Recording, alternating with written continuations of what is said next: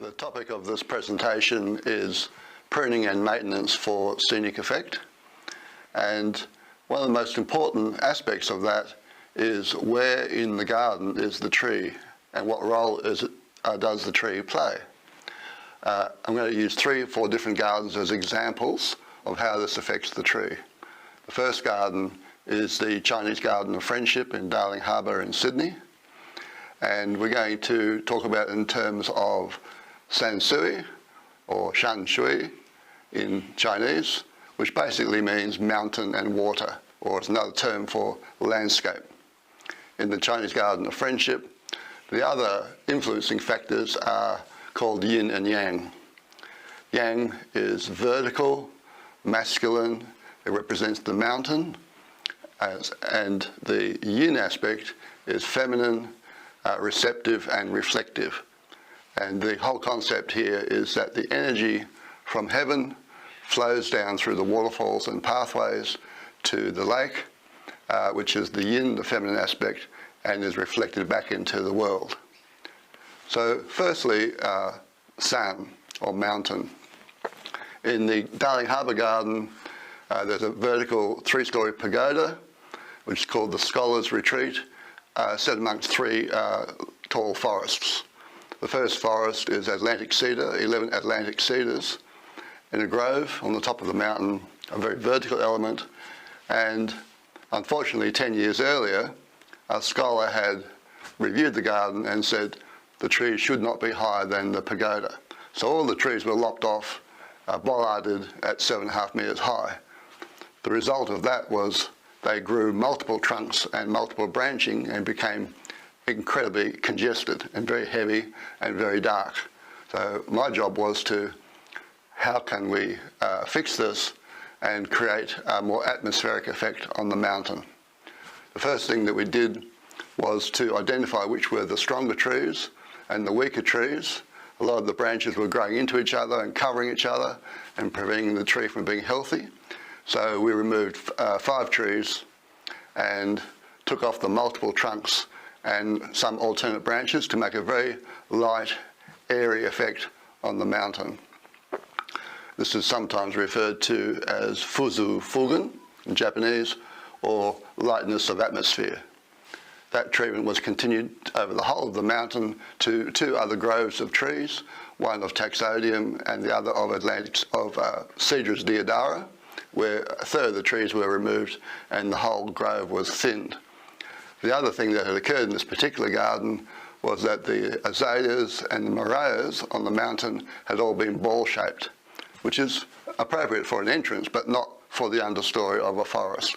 So we had to spend a day and a half taking out the ball shapes and opening up the tree, opening up the branches and the trunks to reveal what the tree would be in a natural forest. So in this case, being in a forest determined how the trees were pruned. So the other aspect of pruning we had to introduce was to open up the foliage, expose the trunks, and make all of the shapes almost transparent so you could see through the tree, so like an open lower woodland tree. Now the movement in the Chinese garden is from mountain to water.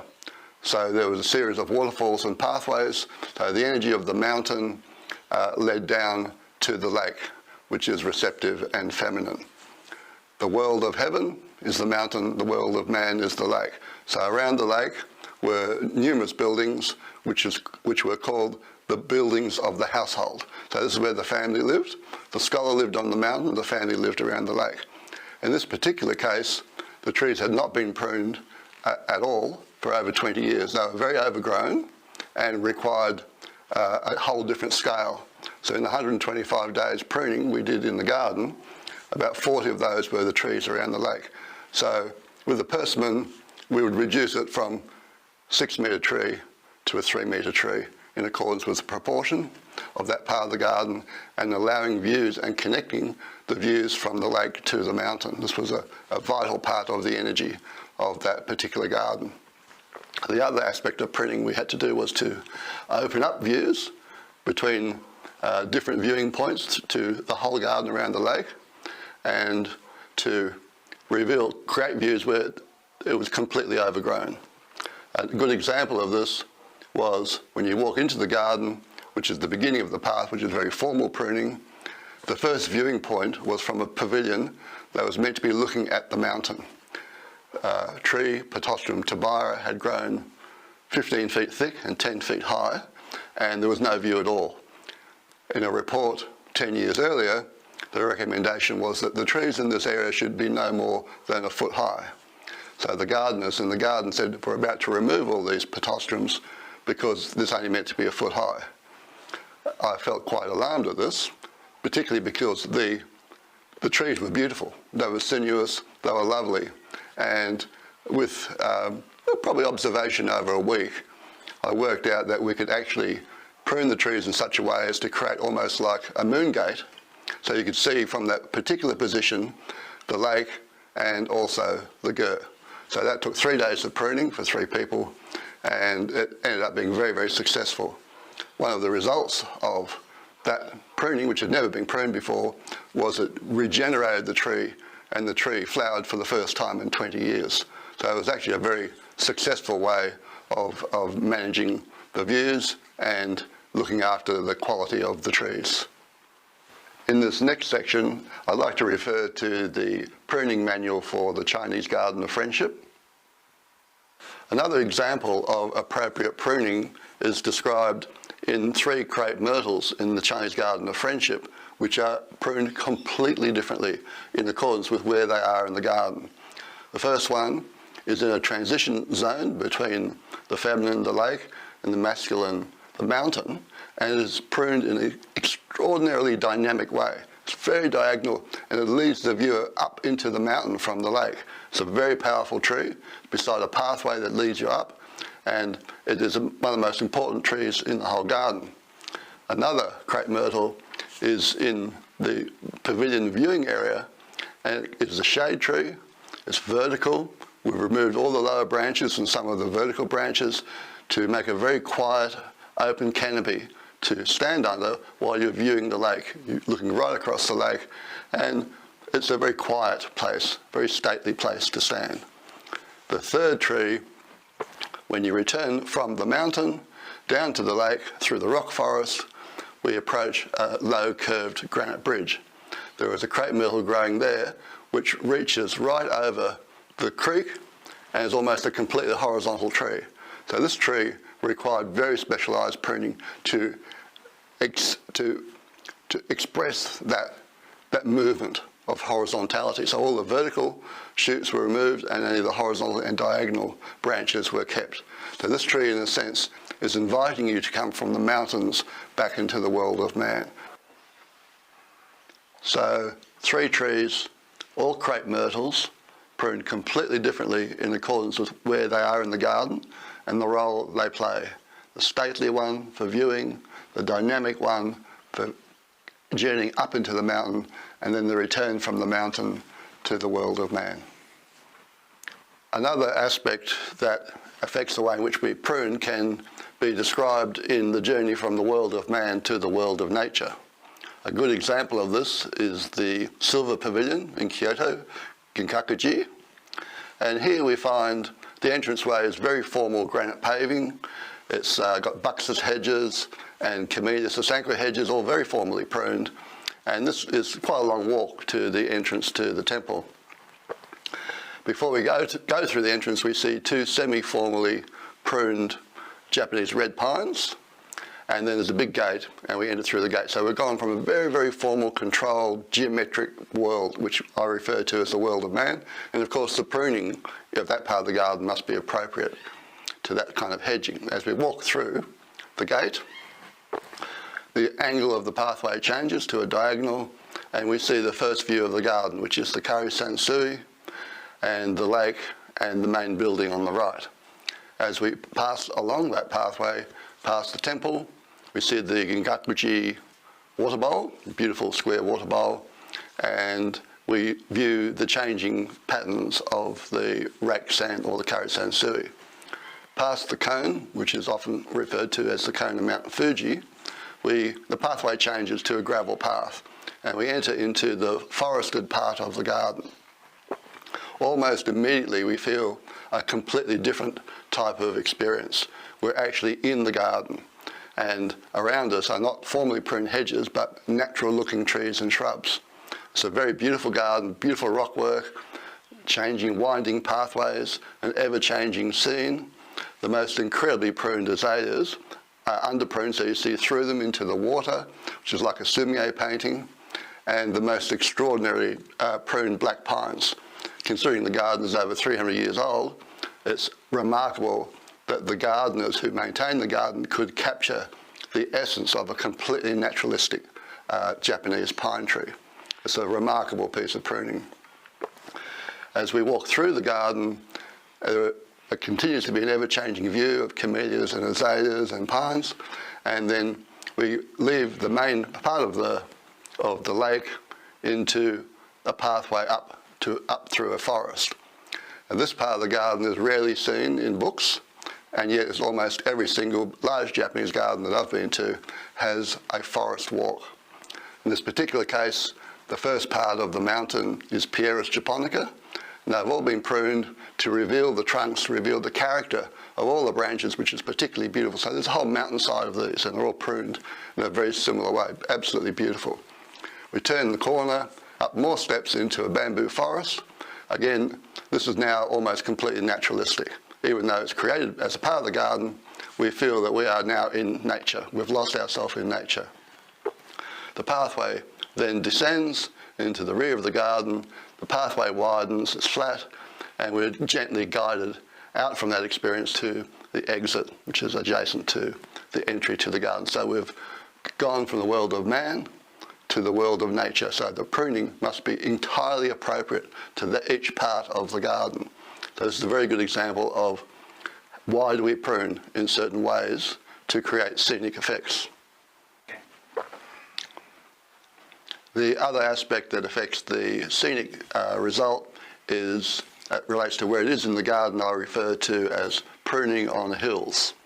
I'd like to use the Gosford Edogawa garden as an example. There are 12 40-year-old Japanese black pines.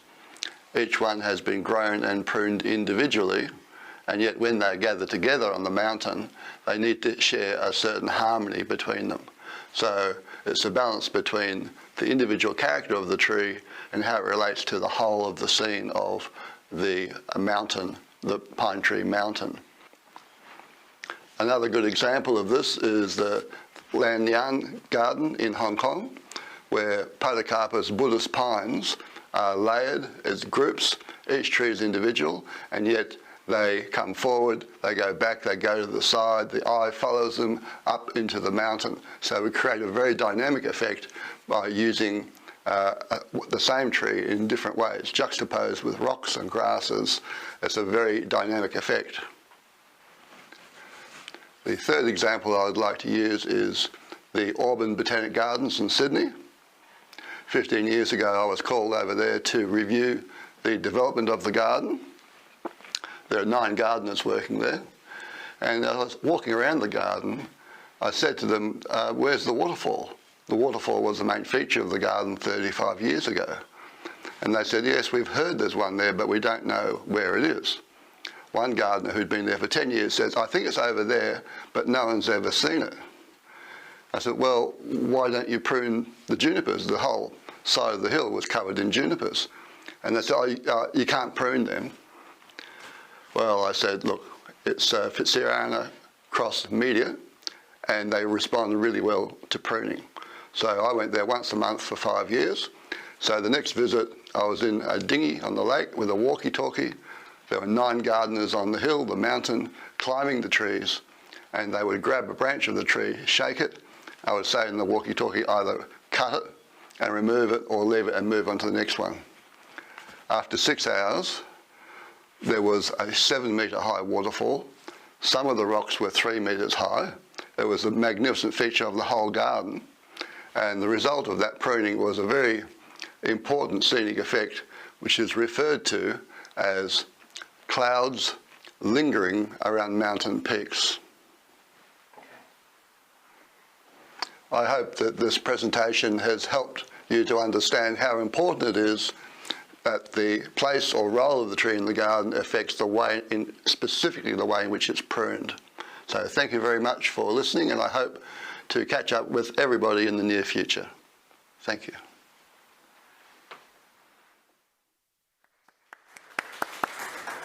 Thank you, Hugo.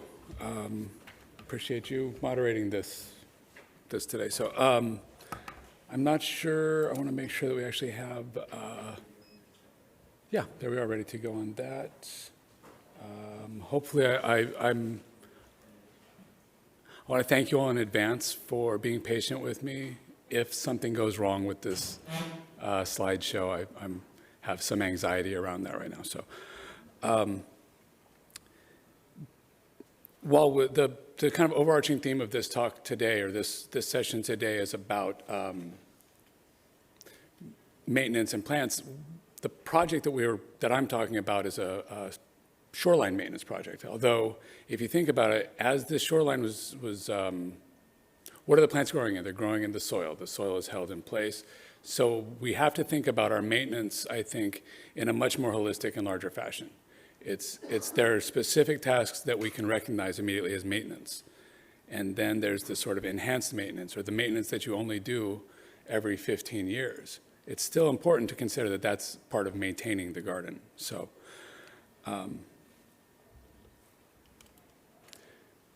going to start with some background and history, and going back to really get us grounded on this one. I do want to acknowledge that this garden was built on unceded Coast Salish land and is the homeland of the Duwamish, Squamish, and Muckleshoot people. And as their homeland, those of us who are caring for it now have a responsibility to care for this land for the time that we're here. So we started this particular phase of this project in winter of 2020, December of 2020. And again, like I was saying, maintenance is an ongoing process. It's not just, the sweeping and the pruning and the weeding. It's sometimes it is moving the rocks around, as I consider maintenance. This is the second phase of the restoration of the shoreline that we were doing. A couple of years ago, we did the north half of our pond, and this time we did the south half. For those of you who aren't familiar with the Seattle Japanese Garden, it was built in 1960 out of a basically swampland that was dug out. The swamp was dredged out, the soil was removed, and then used to build up some of the upland and mountain areas of the garden. So it's on a naturally occurring water source. We have, or it was originally on a naturally occurring water source. So this is something where we have a high water table. We have a unique situation where we don't have to worry about making our pond hold water. It's full of water no matter what we do. So that was never really the consideration that we have. And I think that that's something else to consider, is that everybody is going to have to approach whatever your situations are in your gardens, thinking about it idiosyncratically. What is this garden's issue that need to be addressed? There's an overall desired effect that we all want. We all want high quality gardens, and we all want to know what it takes to get there.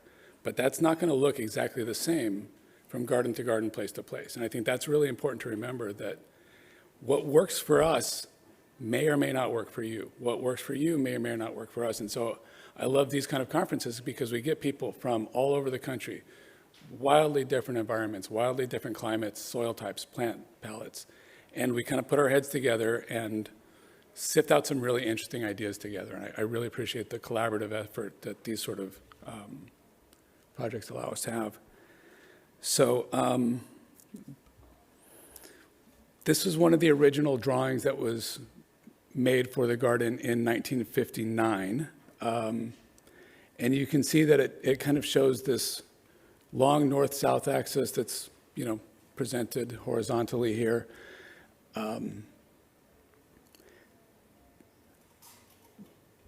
When the garden was being built and when it was initially being described, there were some very clearly indicated sections within the garden of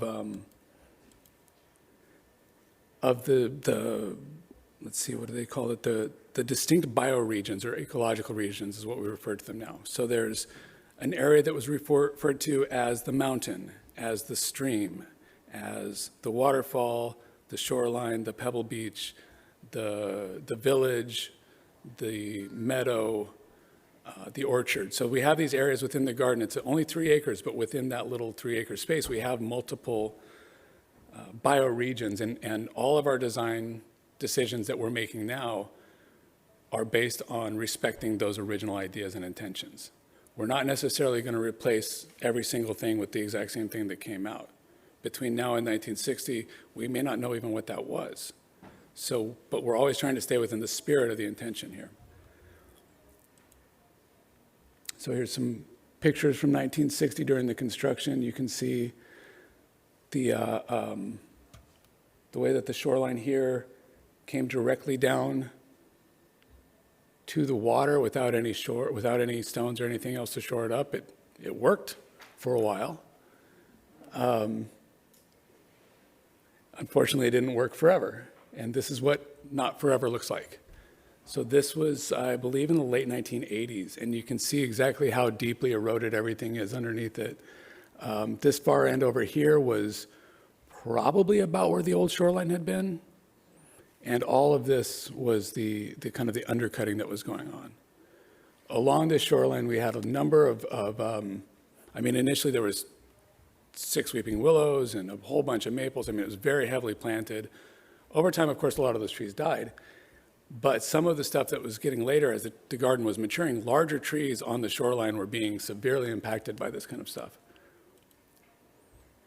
So you can see how deeply undercut this is. At the same time, we have a mud bottom pond here. This is clay. So all the silt, all of the soil, all the organic matter that's coming from here is winding up in the middle. So it's every year getting a little shallower, a little less water flow, a lot more algae. So that's 2010, which was before the last major renovation repair work has been done.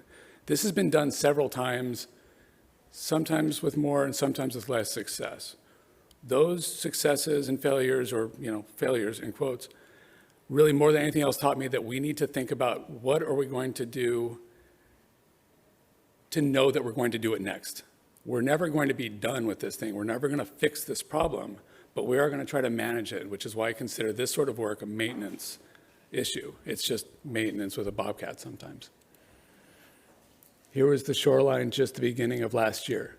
And again, you can see in here how these voids are starting to form behind the rocks. The rocks themselves have settled in quite a bit. It makes maintenance for gardeners. While we're trying to work on this, you can step onto a spot and all of a sudden you're in a sinkhole. We do have these areas are not part of the publicly accessible part of the garden, obviously, but somebody has to be out there. Somebody has to be able to get to every square inch of a Japanese garden to maintain it properly.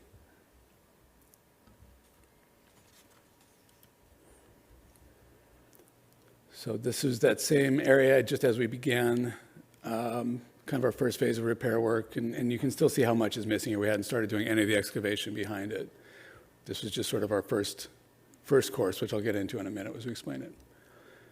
During that same time, in this section of the pond, we decided that we were going to redo our Suhama Cape. There had been a flood at some point in the history of the garden, and they'd brought in some equipment, and they drove over the original cape that had been set in 1960 with, river stone, flat.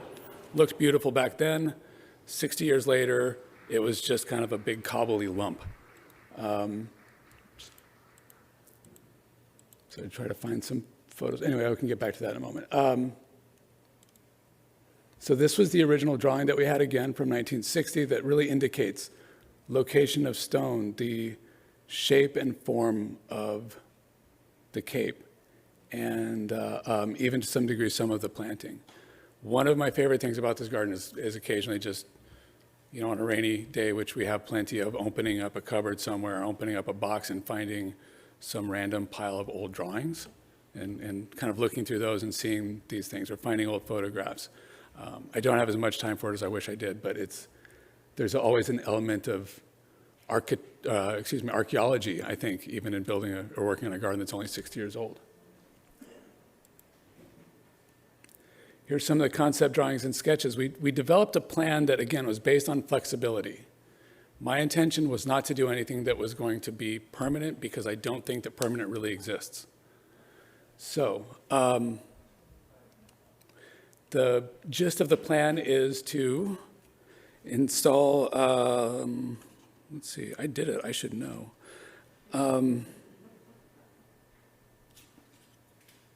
Basically to remove existing soil, remove existing stone, or at least, move it out of the way.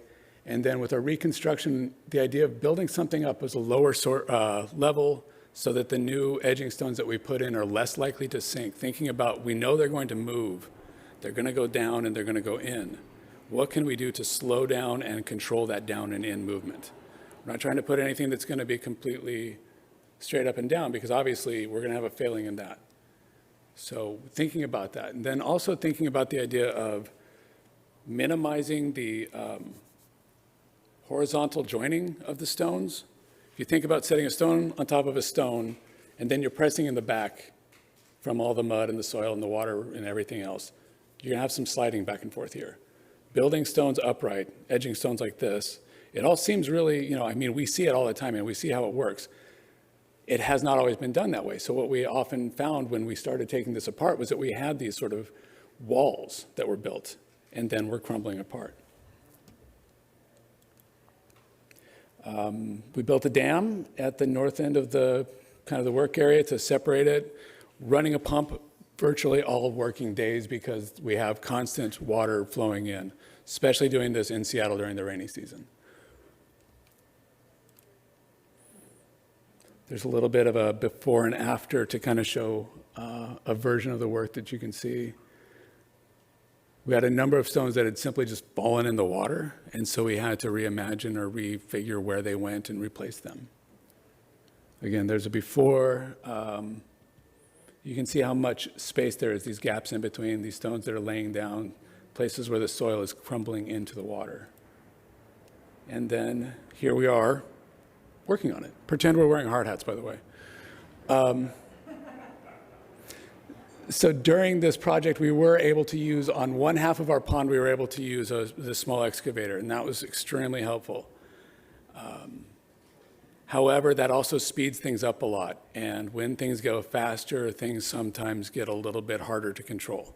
So I was really careful working with the team that I was working with, who were very talented, but not trained in the specifics of Japanese gardening, trying to really get their head around, we need to do things this way because this is how we want it to turn out. When you start showing people how this works and you show them how the results actually come together, that the joinery that we're talking about between the stones will actually be stronger if you're not going in straight lines, if you have stones laying in front and behind each other, if you're keying things in like that. Once people see it demonstrated, it clicks. But if you have a lot of people who spent most of their lives building linear walls, stacking stone, you do have a lot of untraining to do. And then also slowing people down a lot. Western gardeners tend to have this idea like, we're going to get this done, we're going to get her done, right? And yes, but that doesn't mean we're going to get it done this second. So that was another part of working with the machinery and with the crews, kind of having to remind people that I'd rather have it done right than come back and fix it later. But, okay. So you can see the spaces that we had to fill back in. The equipment was also really helpful for moving bulk material too. So the backfill material that we used was also available. I'm going to speed up a little bit here. I feel like I might have taken some more time. So here's a great example of seeing kind of the work as it was happening, that idea of putting this lower course of stone to hold everything in place first, with the larger stone on top fit edge to edge tightly. Another thing that we found as we were kind of digging stuff out was that there were several areas that had no stone at all, but sometime probably in the mid-90s, as far as we can tell, these sandbags had been put in, covered in landscape fabric and buried. We couldn't see them. They're invisible at this point, but there were virtually no erosion or voids behind them. So we did that again. We redid this exact same process in a few spots, stole the idea because it was a good one. Used this in particularly around areas where we're planting irises or other things where we want to have the plants marching right down to the water's edge, because that way there's no stone to break up those lines. This is I can't see this one very well, but you can see what we also use as far as materials.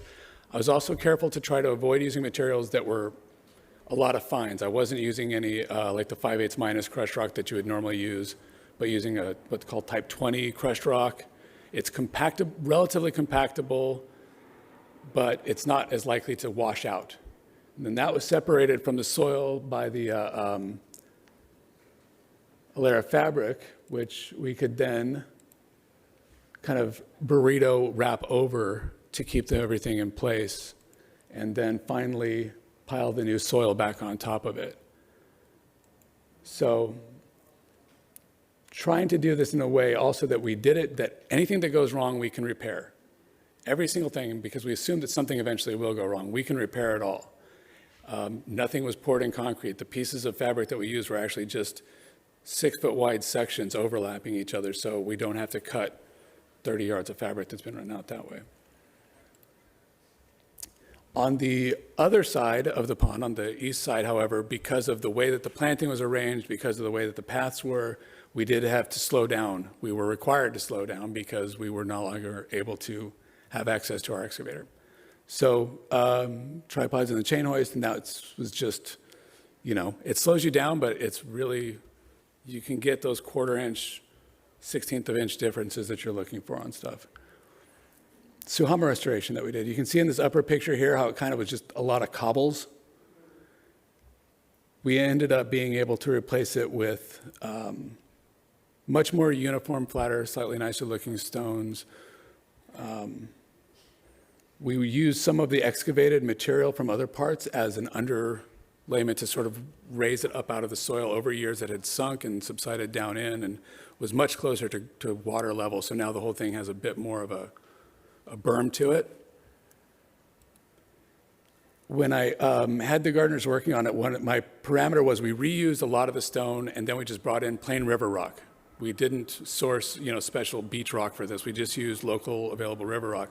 But I did have a specific parameters. If I asked them to find rocks that were bigger than an egg and smaller than the palm of their hand and didn't have any straight edges on them. So by creating, again, some really simple parameters of what kind of rocks will work, we find some pretty uniform shapes and sizes. And then these were hand set edge to edge on a double layer of landscape fabric again, and then just swept in some 1/4 inch minus paver set in between them to sort of keep them in place. We ended up using a lot of fabric in this, and I think that might come back to bite me in the future. I'll find out, and I'll let you know in 10 years when we do this again. Our lantern was also obviously quite tilted, so we got a chance to correct that and also lift some of the edging stones out of the water where they were starting to sink and be buried. Here's some more kind of in-progress pieces. You can see the erosion as it was going and how much digging back out to replace it. And here's this idea of the single course of stone on the edging. One of the other really crucial pieces that we had out here was one of the large laser levels, because as much as you think that you're being really careful about marking and thinking and da-da-da, no, the laser level will tell you a lot more. So I definitely think that anytime that you're working with water where you need to be sure where a line is and is always going to be, that's some technology that I would not want to not have available to me in the future. So once the soil goes back in, and then we did some restoration planting, got some weeping katsura, something that I think will look really nice in these sort of wetter areas already, great fall color already showing up for this year. Our next challenge is going to be finding a ground cover that we can use that's going to outcompete the weeds and grasses that are already here. So that's the completed version of this. And again, when I say completed, I mean completed for now. We know that we are going to have to do more of this later. So, again, expanding the idea of maintenance outside of the kind of the day-to-day tasks, but also thinking about you're maintaining a garden for decades. So you have to think about some of these sort of projects. And if you think of them as maintenance and then budget them as maintenance, you're not going to all of a sudden be bit by this huge bill all at once. So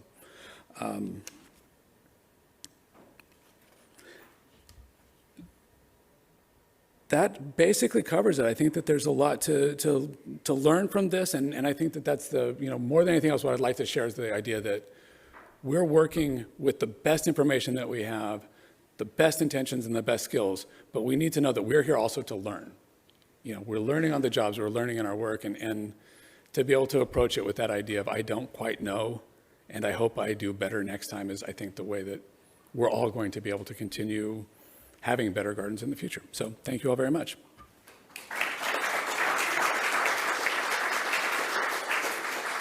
Okay, thank you. I listened to Peter's presentation with great interest because there is a lot that parallels our garden as well.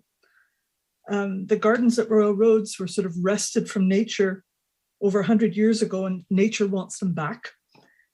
Built on a drained wetland and surrounded by pastures that are no longer used, and almost 180 hectares of forest. Over time, the native alders have started creeping in from the perimeters, slowly growing into drains and creating a new wetland. With them come the understory plants and animals dependent on those habitats.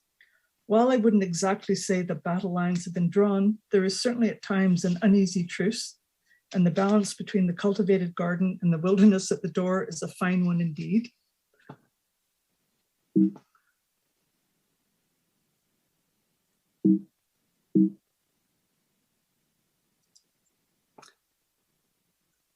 So Royal Roads University acknowledges that the campus is on the traditional lands of the Raksipsum, Esquimalt, and Lekwungen, Songhees, ancestors, and families.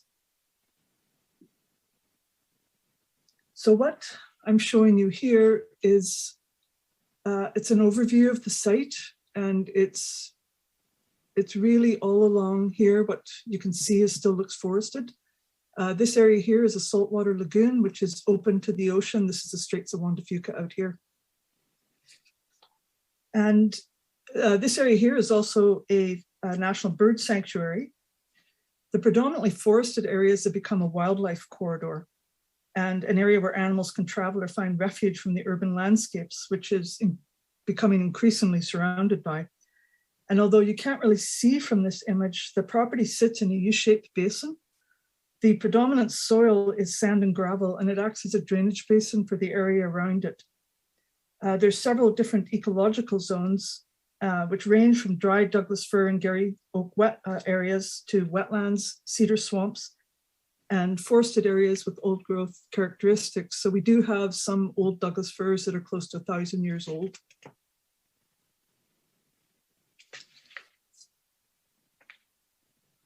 And this is an early map from the 1850s or so, and shows the property before it was settled as a farm. Originally, it was used by First Nations people as food gathering and a summer camp. The three lakes that are a feature of the property now are absent from this map and were probably added as a collection point for the excess water when drainage schemes were put in. So there's lots of water, streams and springs throughout the entire site. This is a Colwood Creek, which is a salmon stream, and it borders the gardens. And all these streams sort of serve as a gateway for various fish species who feed and spawn in the waterways.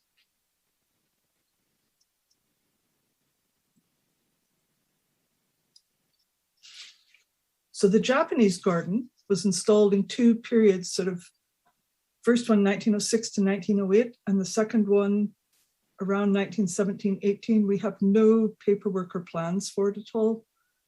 And it was the first garden on the site. The Dunsmuir family, who were very wealthy, they had coal mines on Vancouver Island. They had bought the property and built a big mansion. So they were just starting to get the gardens going.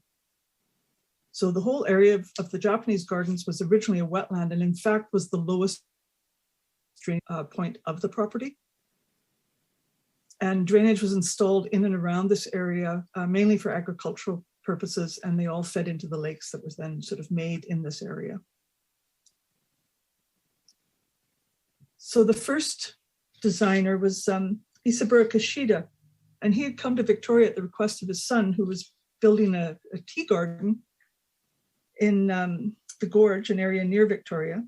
And while he was here, people were so impressed with those gardens that other people asked for him to design them. So one was built for the Butchart Gardens, one for Royal Roads, and one for a private owner. And it's thought that Mr. Kishida worked at the Yokohama nurseries, and certainly the plants for the gardens came from that nursery.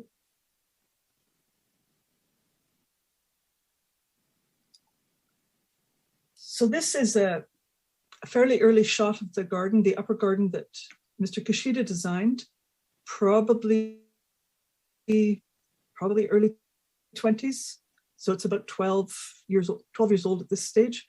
And the plants that they brought in, there was several cherries, including the Yoshino type, Amonagawa, and Prunus pendula.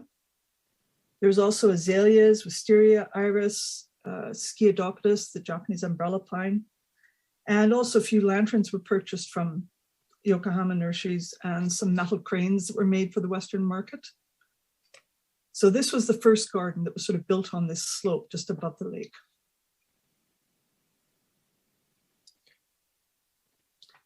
And several structures were built by Genkichi Nishimoto, who was a trained shipwright and lived in Victoria, and sort of he did farming, did some shipwright work, and he worked with landscapers building structures and gardens.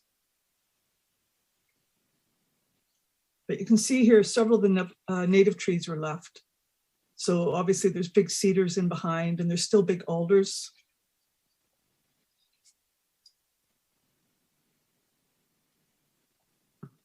And this photo is probably the daughter of Tadashi Noda, who took over the garden when Mr. Kishida went back to Japan. And he, in fact, took over the management of the 4 gardens in Victoria. And although he had no horticultural training, he did work for a landscaper in Victoria and eventually started his own business specializing in Japanese gardens.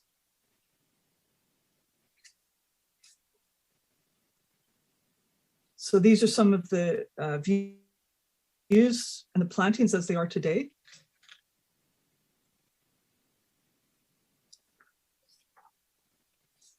There's several streams, really natural streams that Mr. Kishida built, and he put sort of built up stone sides and cobbled bottoms. And they run at the same, there's the same amount of water coming through them, like winter or summer. That doesn't seem to change. And that's all part of, I think, being this natural drainage basin for the surrounding area. But however, they are starting to leak in some places. So we're getting many more ferns and horsetails starting to grow in the vicinity of the streams. Some shirte cherries around the lake, which was put in around, this is the second part of the garden. And this lake here had the stone wall built in probably 1917 or so. And we have the same problems. Parts of it have collapsed on us. And there seems to be more leakage maybe around the lake itself. It is, if we drain it, we have the ability to drain it, but it refills in 24 hours. So there's a lot of water actually moving through it. And this is starting to cause a problem now around the lake itself with the cherries are starting to decline. And I'm not sure, is it just natural end of life? I mean, they are about 100 years old, or is it because of changing hydrology?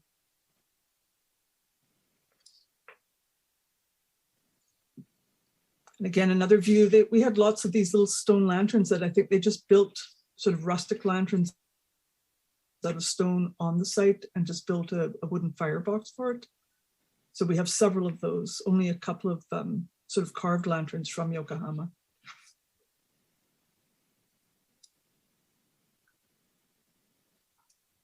So this is the entire garden again, sometime in the 20s. You can see this was the upper part, the first part of the garden, and this all is the second part. This wooden structure is no longer here. It finally, I guess, just rotted out and they took it out. Several of these trees, like the big tree on your right is a big leaf maple, which was a native tree. It's gone. And there's various alders I can see in here that, of course, have also finally died. I mean, they don't live much past 100 years. However, this entire area now is completely grown over with other plants that were put in. And you can see here the little stream, which they seem to have lined the streams and pathways with iris, most of which is gone now. And just some pictures of the garden as it is today. And you can see most of the shrubs and trees have really grown up.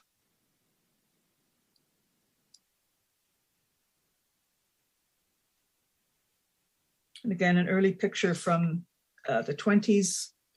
These cedars here are still there, but the willows have been, again, they got too big and they were taken out.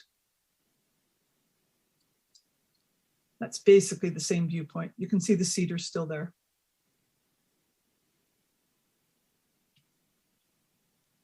This, the path was concreted by the military. The military had the property between 1940 and 1995.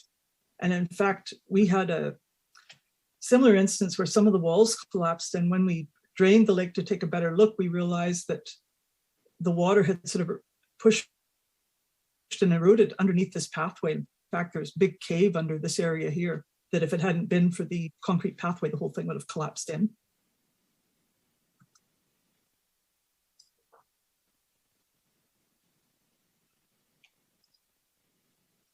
So just another view of the lake. Fish are amazingly quick to exploit the presence of a stream or water body and will travel up very tiny water courses to find it.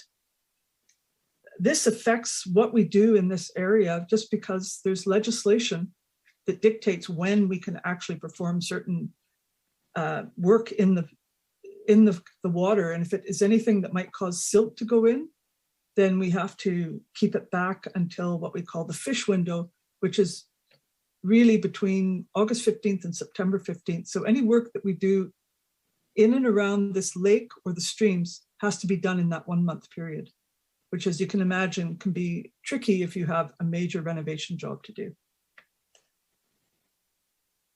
So the two most important fish in the gardens are coho salmon and sea-run cutthroat trout.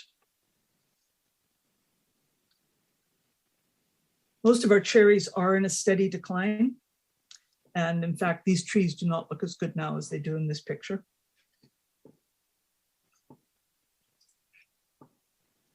So part of the problem is that because as the trees, the pastures, which of course have not been used as pastures for over 50 years now, the alders have started to take over, they've blocked the drains. So the wetland is creeping back in, and I think we're getting an increased water flow towards this lake that with water just that originally was drained into a different area is now beginning to sort of creep back to this.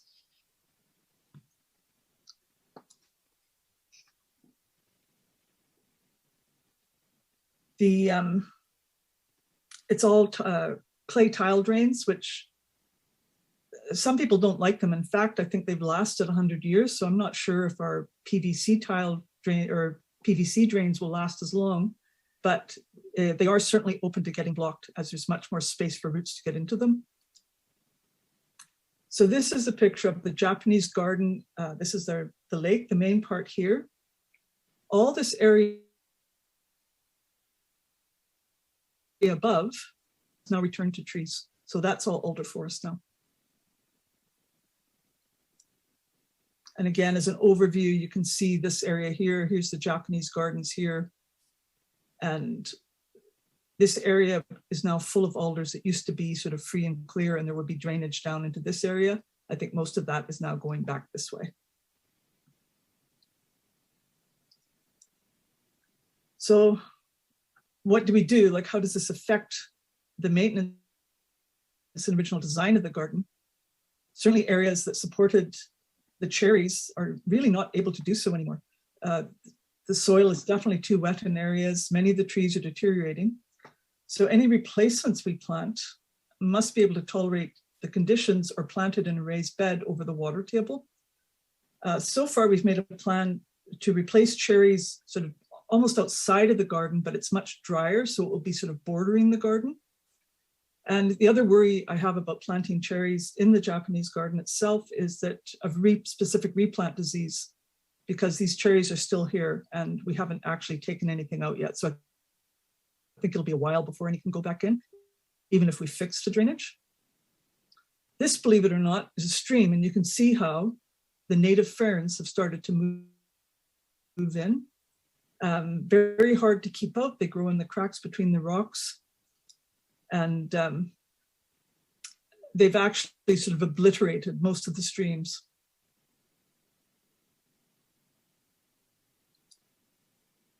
We also have other native plants such as skunk cabbage coming back in.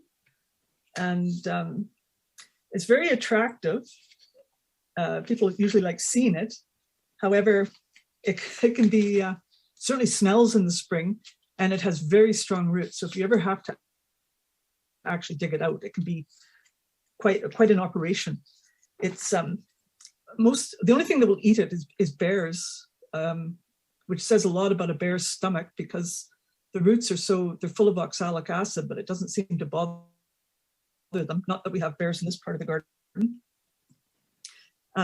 Anybody who hasn't seen it, it's called skunk cabbage, and if you've ever smelt what a skunk is like, you would know what this smells like. It's very obvious in the spring.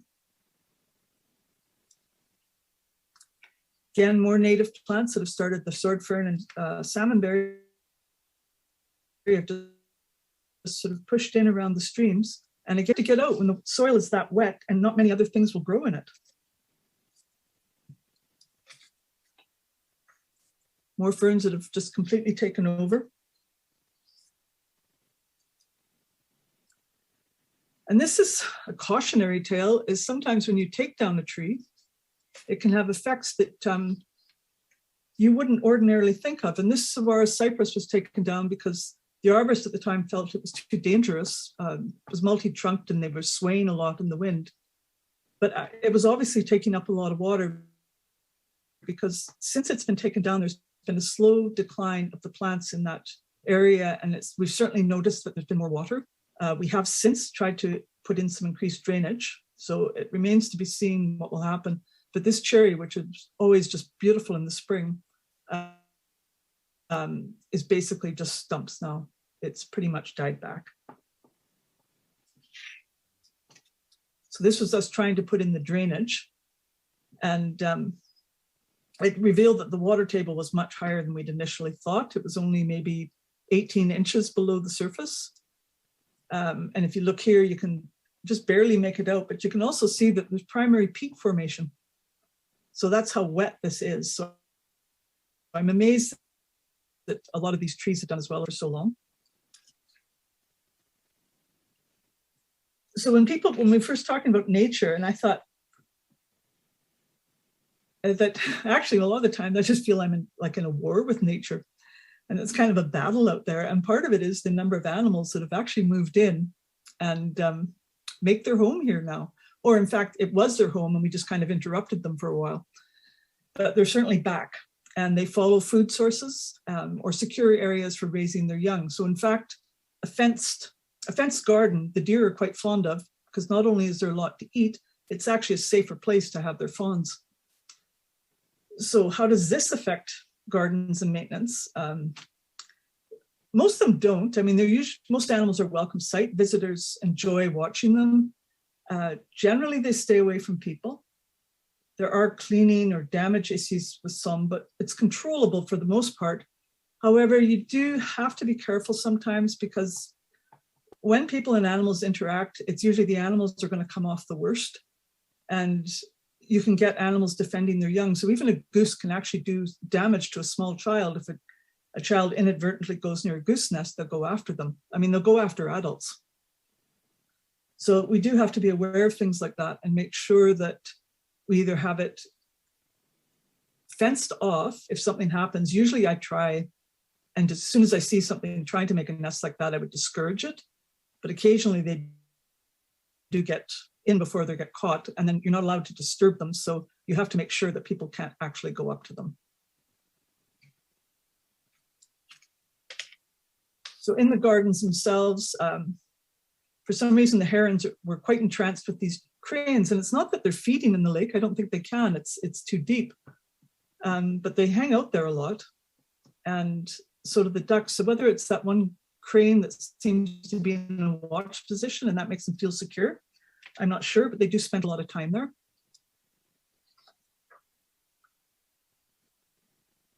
There's certainly fish in this lake. The otters will come in to feed.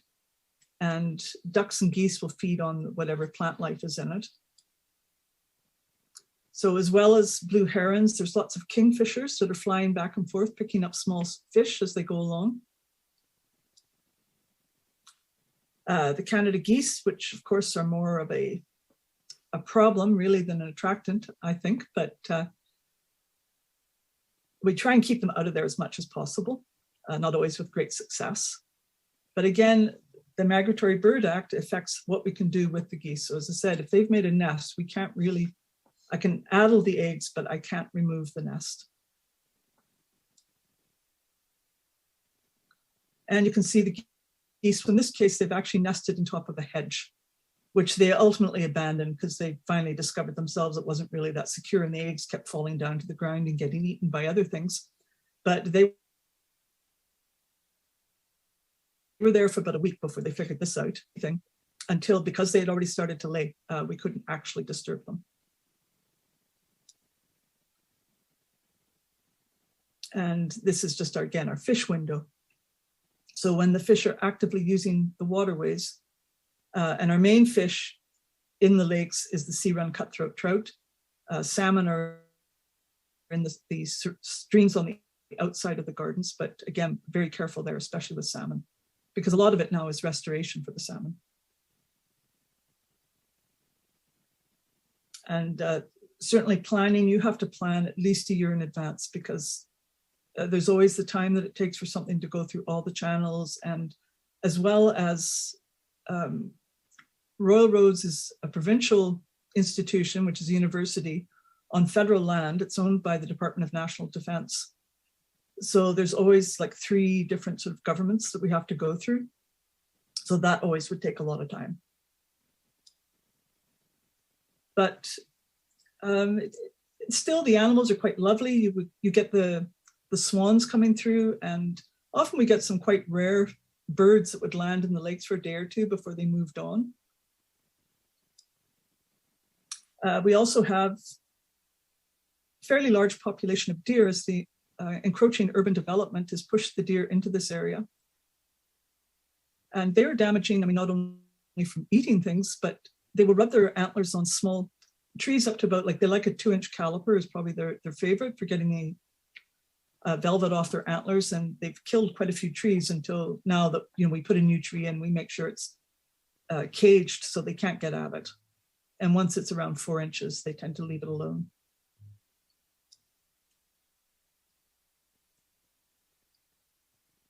Although you see them out in the fields, they don't actually usually eat grass. It's more, they eat shrubs.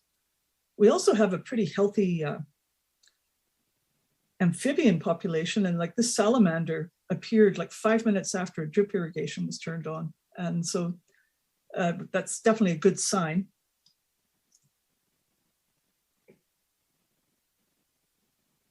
So water is, of course, the key, I think, for a lot of these animals. We even have snakes, which has the tourists jumping, but they generally sort of keep a pretty low profile and sort of slide away if they hear somebody coming. Lots of raptors. It's a combination, I guess, of both the forest and open fields. So we have owls as well as eagles and hawks and turkey vultures. So there's a wide range of raptors that sort of call the property home. And in fact, we've witnessed some pretty gruesome events. Like it's something I'm still trying to find a bird biologist to find out if this is normal behavior, where we saw a hawk actually drowning its prey in one of the ponds, which is the first time we've seen that. We also have raccoons, which of course people love, but are kind of they can be problematic in that they sort of would pick an area as their public latrine, and it can be sort of dangerous from a health point of view. So we have to be aware and keep that cleaned up. But generally they roam around. Lots of bees. And of course, everybody talks about pollinators. We have a couple of hives on site, but there's also lots of native bees, which are usually solitary. You do have to deal with sometimes this misconception that they're all dangerous. I think education is really important, as people do tend to panic if they see them. But we have one area that where the bees, digger bees, we call them, the solitary bees that nest in the ground, and people sort of get a little panic stricken if they walk near it, and yet the bees have never ever stung anybody. So I think it is an important component. These wasps look kind of ferocious, but in fact, they're not aggressive either, and they're excellent predators. And the otters have also moved in. So they're not usually a problem. People love them, and they're quite entertaining when you see them in the Japanese garden. Catching fish, they'll bring them up to the surface and eat them while watching you watch them. They also make mudslides around the other lakes. So they've never really been a problem. So in the end, I mean, this is all very fascinating, but what does it mean for future plans? And how do we preserve the original intent of these gardens with the realities of the changes over the 100 years and increased awareness of the ecological and environmental concerns, not to mention legislation, which controls what we do. So in the end, we're working on the drainage in the existing garden and stream bed renovation. So that would be, as well as the sides, to maybe remove some of that, all that extra vegetation.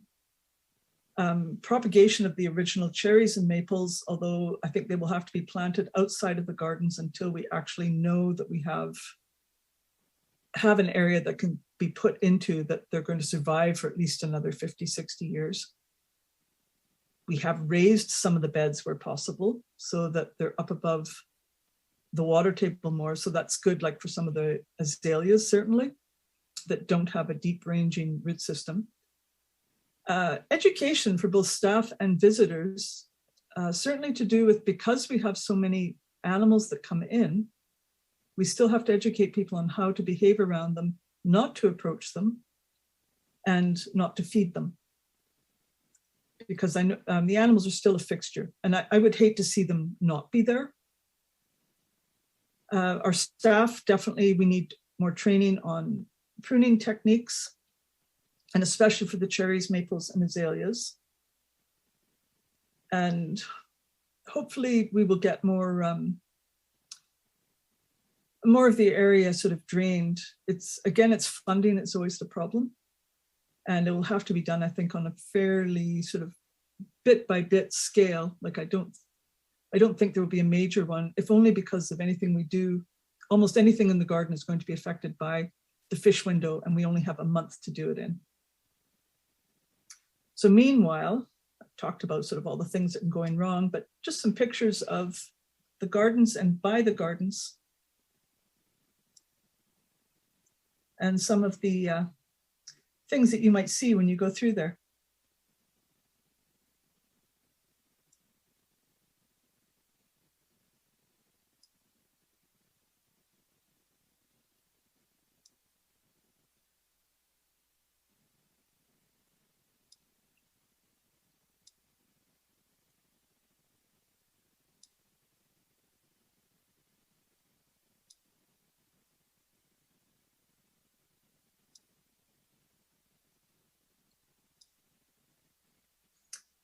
And that was the end of my presentation.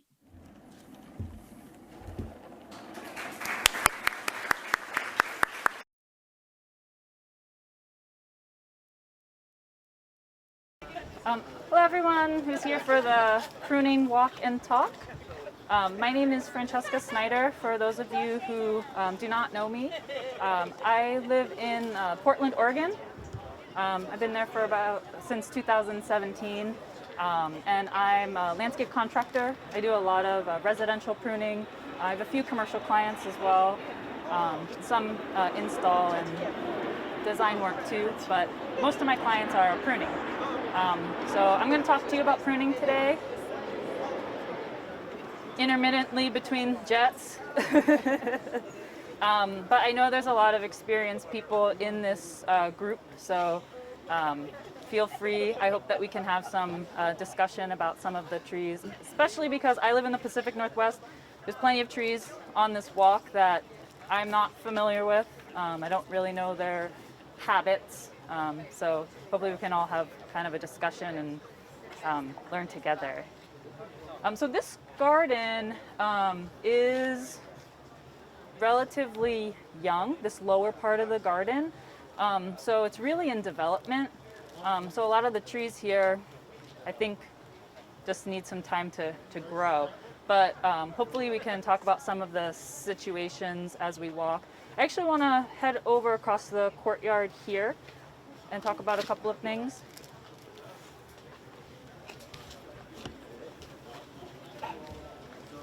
Idea, I mean, I'm wearing my pruners and things, but I'm not going to cut anything. we're just going to talk. This is typically what I wear when I am working. So if you have questions about that, I can talk more about it. But if I start talking about it, we'll spend the whole half hour on it. So it's San Diego, obviously very sunny. I am missing my visor. And this area, this courtyard area, definitely gets a lot of sun. If we look around, there's some trees, like that's a tipuana tree over there next to the building. We have another one here. You know, these get really tall. You can't really control them even if you wanted to, I think. But they are, you know, a shade tree. So, you know, we're going to want them to get tall to help kind of shade some of this intense sunlight.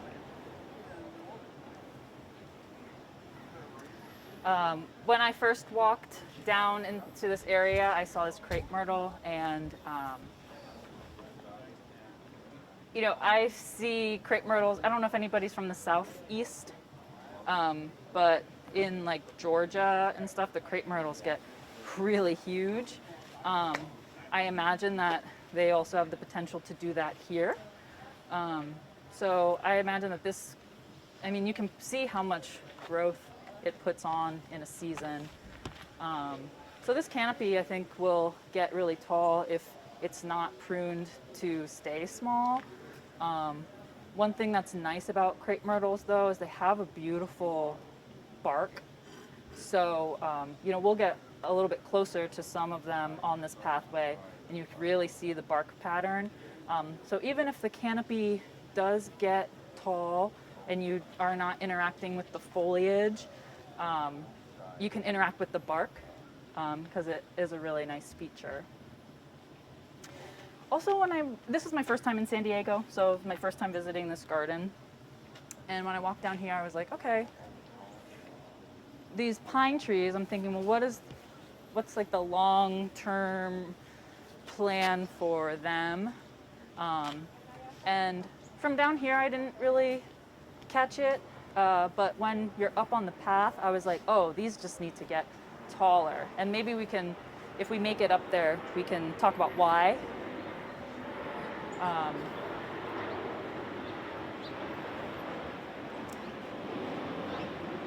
Yeah, let's just walk up the pathway though. Plant material.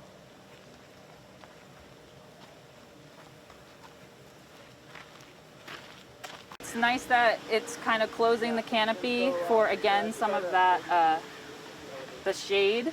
But how do you manage an interaction?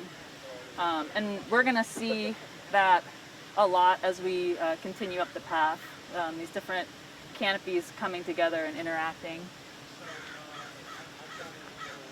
So if one branch from one tree goes into the next one? Well, it kind of depends. You have to decide what's the hierarchy of tree, and like what is like the max height of this? I mean,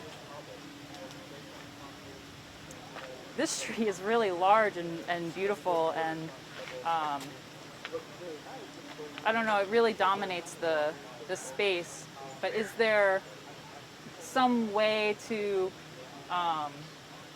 you know, give some space for this tree, or do you remove branches from this tree? And for me to come into this garden, I don't know that I would make those decisions. I think it would be like the vision of, you know, the designer or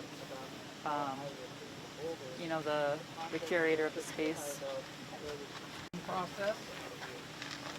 What this tree is going to be in relationship to this one? I mean, I would, yeah.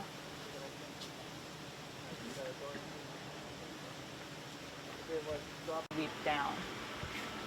Now, this is something that I'm a little confused about because this tree looks really newly planted. You know, it still has its tags on and still has a stake, but it seems to me like it doesn't really have a lot of space here. So I'm not sure. We have a lot of understory plantings here. So I think this canopy on the hillside really just needs to be like raised, and the space in a lot of these situations where there's trees planted next to each other, the space is up, it's not out.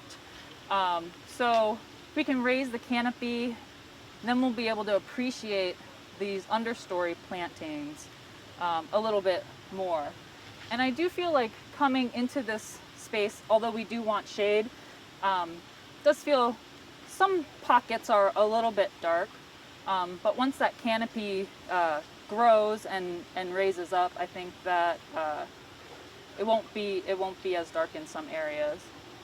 Now, when you're walking in an area like this with these pathways, some of the plants, you know, you're really close to them, so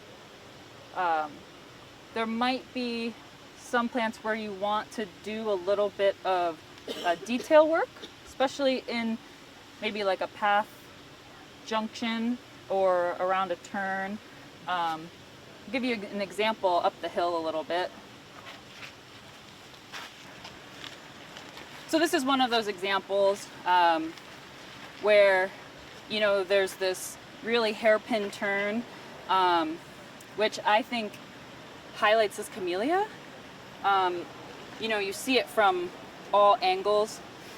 So this is a plant that I might take some time to do some fine pruning on it. So right now we have some branches that are really like hanging down, and can you imagine once these start to flower, you know, it's really gonna pull the plant down. So I think I'd like to thin that up a little bit and just get some of the weight off. And as you tip prune these, you know, it will encourage growth further in on the plant too. But camellias are a plant that you can really do some beautiful fine pruning on them and really see their branch structure, which is really nice. It's worth the time, especially with something that is this close to the pathway. And another place to really take some time with some of the specimen plants is areas where you sit or where you're looking at a feature like a waterfall or something. This path, we won't go down it just because the group is kind of big. It dead ends over there. But there's a maple tree that's kind of growing into another tree. So I think I'd want to give some space to the maple and also open up the branching so you can see, because the thing that's beautiful about maples is the branch structure. So I think I would take a little bit of time to make that really beautiful, because there's a bench there and it is this little private sitting area. So I can imagine as you're walking through the garden, that being a place where you spend a little bit of time, and then your eyes will wander at the plant material that's there, and you'll look a little bit longer than if you're just kind of walking down a path. I wouldn't take the time to fine prune all of these azaleas. That seems not like a good use of time. This garden, oh, go ahead. Where would you start with that? Well, I usually start at the top with anything I'm pruning, and then I would probably follow somewhat like basic 101 pruning techniques. Like I would take things out that are growing towards the center, but then on the ends where these branches are so heavy, I would cut these back so that they can stand on their own. And then once you do that, then I would kind of even prune some of these back to maybe like 2 leaves or 1 leaf. Most importantly, I wouldn't want the branches to sag because that just makes the plant look tired. Okay, let's keep going up the hill. This is another view of the tree that you were just under. Now, if you wanted to maybe clean up some of the branching because you're actually seeing into the canopy, it might be a good idea. So it is good to make sure you're going around your trees and your shrubs in all directions that it will be viewed. Sometimes, you know, you'll have a tree that's like, well, this is the back. Maybe doesn't have to look perfect. Of course, you'll prune it to give it, you know, a proper shape where the have the light pass through it in a certain way. But when you can see it from all angles, it really needs to kind of look good from all angles too. I think this lower part of the garden is going to have a lot of maintenance. It seems like the trees are really starting to take off now. So, like I said, I think that developing the canopy nice and high in this area will be good for the for shade purposes. But you do need to manage how the canopies come together, so things aren't just grown together. We can keep coming up the hill. I knew this was going to happen. We're like running out of time, so we're not going to go look at the top of the Aleppo pines that we looked at when we were down in the courtyard.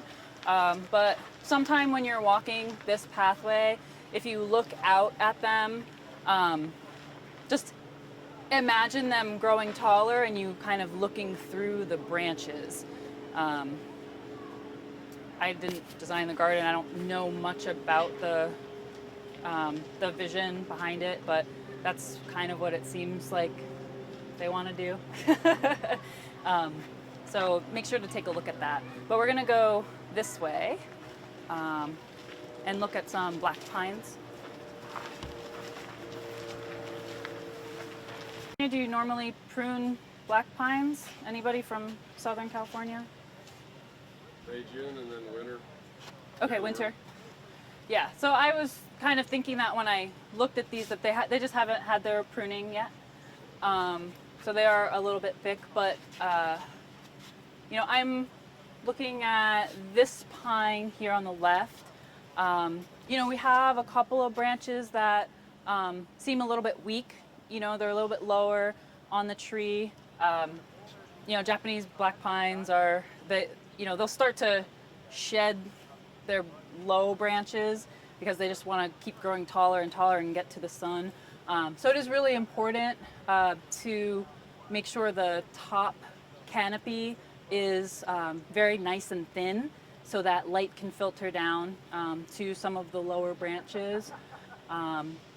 So kind of the hierarchy of branches is, you know, you want to thin out the top the most, and the tree gets thicker and thicker as you move down the tree. So I always start at the top and kind of take as much off that I can. Do you see the branches that I'm talking about that are a little bit smaller? Absolutely. Yeah, we want to try to preserve those.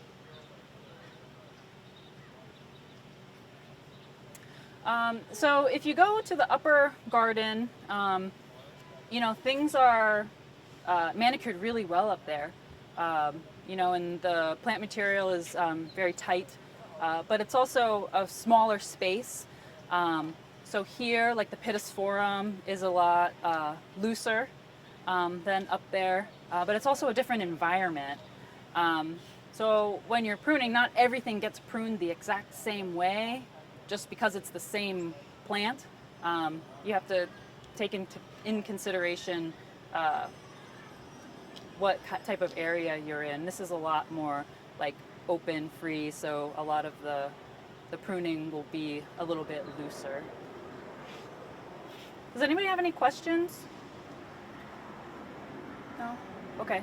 Oh, Talk about the shrubs more. Sorry, I'm not familiar with the plants. You said Pisciforum? Pittosporum, Okay. that's what these shrubs are. Even though you might not trim them all the same, how would you treat the space between the different specimens? I think I would still give show some definition between each plant, but not very tight. I don't know, do you know what I mean by tight? Yeah. Okay. Yeah. So these aren't going to be as manicured. They're not going to be. Yeah, they're not going to be these sheer. perfect shaped, Like half Kalamata spheres. Yeah, they'll still have that general shape, but just not very tight. I understand. Okay. It just seems like a large mass almost. I'm not sure how I would approach this environment, so I didn't know. Yeah, I mean, I think a large mass is great. Okay. I would just show a little bit of definition between the plants so you get like a rolling, and it might not be like every single plant is defined. It might be maybe there's a group of 3 that works as one, and kind of have a rolling hill within the hill. Give some definition. Yeah, I get you.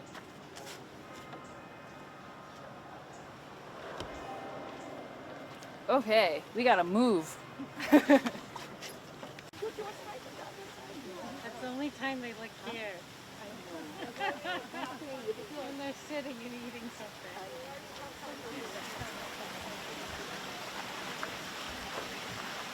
About up here, but obviously when you're crossing the bridge, you hear the water and you can kind of see that there's a waterfall up here. Now, I wouldn't open these trees up so you can get a clear view of the waterfall or anything. You definitely want to have that mystery. So, but this tree here, kind of right at the entrance of this Garden of Enlightenment, I think I'd open it up a little bit. I don't see this tree much around the garden. Did anybody else notice this anywhere else? This tree? No? I didn't see another one. So because it's kind of there's only one here, I would probably open it up a little bit so we can get some characteristics of the tree and treat it a little bit like a specimen. But not too much because we don't want to see too much of the waterfall in this pathway approach. We can already hear the water, so we know something's happening, and we want to be able to see some of it, but you want to have to actually travel the distance to see the full thing. We don't want to reveal everything, from the bridge. That's really all I wanted to talk about in this area. Does anybody have any questions? Because we gotta wrap up and get back.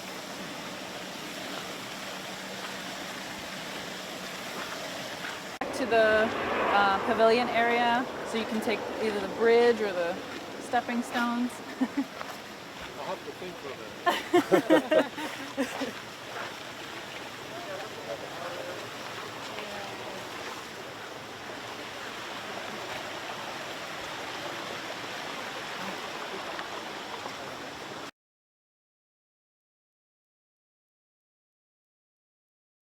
Quite a bit of the deck on it in order for people to be able to come in. And yeah, please come in.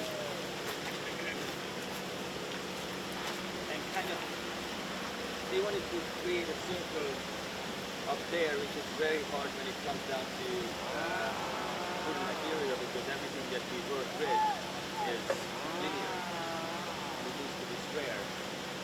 So the main consideration was structurally it needs to be sound. Handle up to 50 people on it, and to be able to control the crowd. So there's this nice flow that actually moves across the bridge, and at the same time you can sit back and relax over there. At the beginning we were even thinking about putting benches up there. The construction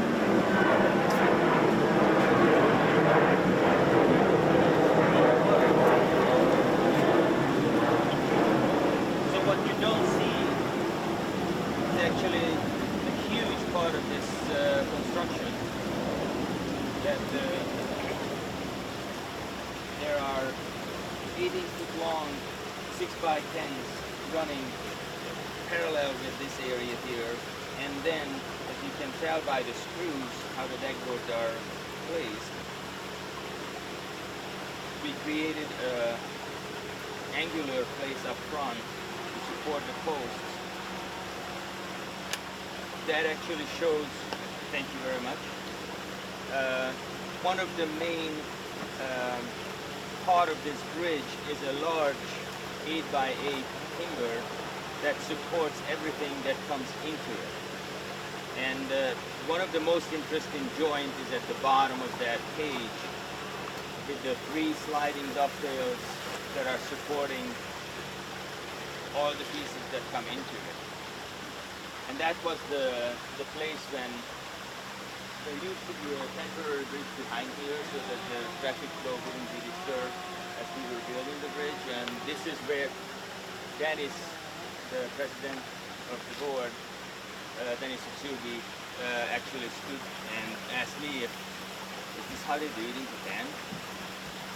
And at that point I didn't know who he was, so I said, that's how they told me to do it. And that was the point, the turning point for him to see that, oh, we have somebody here who actually is doing the traditional Japanese carpentry, the traditional joinery, using the traditional tools. And that was the selling point for him. What you don't see is all the hidden joinery. There's only a couple of places where you can tell in this area here that there is actually with a metal fastener, as we talked yesterday about it. We do use metal fasteners, and obviously for the California code we had to comply with that. So we use metal fasteners. All these diamond-shaped plugs at the end of the timbers are hiding large 10, 12-inch long metal fasteners. The material is the carefully selected Alaskan yellow cedar, which is a cypress from British Columbia. It's a 3.5-day drive north of Vancouver along the coast. A very tight grain. Sometimes I feel shameful to say that, but some of these trees are 1,500 to 2,000-year-old trees. If you look at some of these end grains here and try to count the rings, we have 35 to 40, 50 rings per inch. And you can't even see the middle of the tree. These trees are 8 to 10 feet in diameter and up to 75 feet tall. The sawmill actually produces masts for sailboats that are 60, 65 foot long. The reason I'm mentioning that is because on this bridge, obviously the finances were in place. When we walk down and then we look at the Maple Bridge, you will see that it's cracking and checking, and there are nuts, and in certain areas the material is not behaving the same way as this material does. When it comes to the point of building something that we think should last at least 10% of the lifespan of the tree, then we have to really carefully choose the joinery, the material that we use. I would like to have this bridge here for the next 75 to 100 years. And so that's why we were able to expand on the material. Obviously the joinery and whatever goes into the support structure and everything above that is definitely the highest standards. But there are things that I would do differently. Over the course of the years, I discovered that there are certain things that I would probably do differently next time. It's nothing to do with the construction method. It's just the mentality that as I work on these bridges, as I discovered that the Southern California climate is very hard on materials and very, very difficult to maintain that integrity for the structure. As you touch the underside of the rails, you can still feel that it was hand planed. But look over to the top and you feel that it's a little grainy. Eventually, I would like to extend and bring it to your attention too that if you are going to do any wooden structures in your gardens, extend and up and down. Don't bring the gravel too close to the wooden structure, because that's what makes the material to break down faster. And so we tried to extend it as far as we could. I wish we had gone another 10 more feet, but it might be coming a little bit later. But I did find that here in Southern California, as soon as you have a little bit of wind, because it's so dry, and you have 250,000 people all year long carrying dirt and dust, it will settle on the material. And eventually that little grain of sand is going to attract moisture. Moisture is going to attract organic living organism, and it starts the process of decomposition. So it's one thing that I recommend to the garden too, is if you have personnel, then please walk the structures and then with a little feather, just dust them off. Once a week, that's all you need. Obviously, we can't really do that in between the back panels. And as you can tell, the gravel makes it all the way in there. And of course, it is going to settle on the cross beam below it. It's going to attract 10 times more moisture, organic matter, and even though the Alaskan yellow cedar is probably one of the best material you can use outside as a soft material that will represent the Japanese style, what they would use in Japan too, it's still going to break down. Not as fast as probably the southern cypress that the Dragon Bridge was built, which will be our next bridge to visit, but definitely will cause problems. And that brings me to the point where I said that I would like to have done something differently. The best protection that I can offer at this point is that anything that's under the decking needs to be covered with copper. There are thin sheets of copper that actually we did on the other bridge when we replaced the decking, and you just place it on top of the beam. So any gravel that falls down is not going to have direct contact with the material below it. Any water that drops down there will eventually flow over to the edge and then go down. The joinery on this is very complex. We have over 150 pieces just in the top portion of this bridge.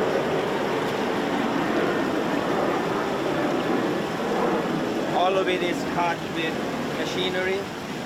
We did cut some of it by hand because we discovered a slight mistake during the process, which is always part of the learning curve, as we call it. And as you can see down here, there are two plugs that were, when the bridge was designed, I brought it to the attention of the people that if you only have this much space, it's not going to allow enough traffic. And I don't know, they probably didn't listen because we built it to the specs and then we came up here and then we put the post in here and then this is not going to work. So we actually had to cut back and then move everything back. That's why some of these details are here. I would have liked it to be a little bit longer, but we needed to extend further back there on the other way. So, but this is just part of the bridge building process that, yes, it's a learning curve up until to the very end. Even during the installation, you can make changes on it. We did stay up until 3 o'clock in the morning to finish it, but that's just a small part of it. Anybody have any questions? Going behind you on the top ramp. Oh, I'm hiding that. Thanks, Agar. This joint is one of the most commonly used joint when you don't have the length of the material in order to put two pieces of wood together. This is called the step scarf joint. It's a very strong joint because up here at the top you can see that it comes into one piece joins the other one. On the side of it there's a slight angle, and then down here at the bottom there is another place where it locks into place. And very strong joint. The way it goes together is that you basically cut the two parts that are identical. The marking on this joint is done with all the other places, is done with the 0.3 mechanical pencil. And we cut that line in half when we cut the joinery.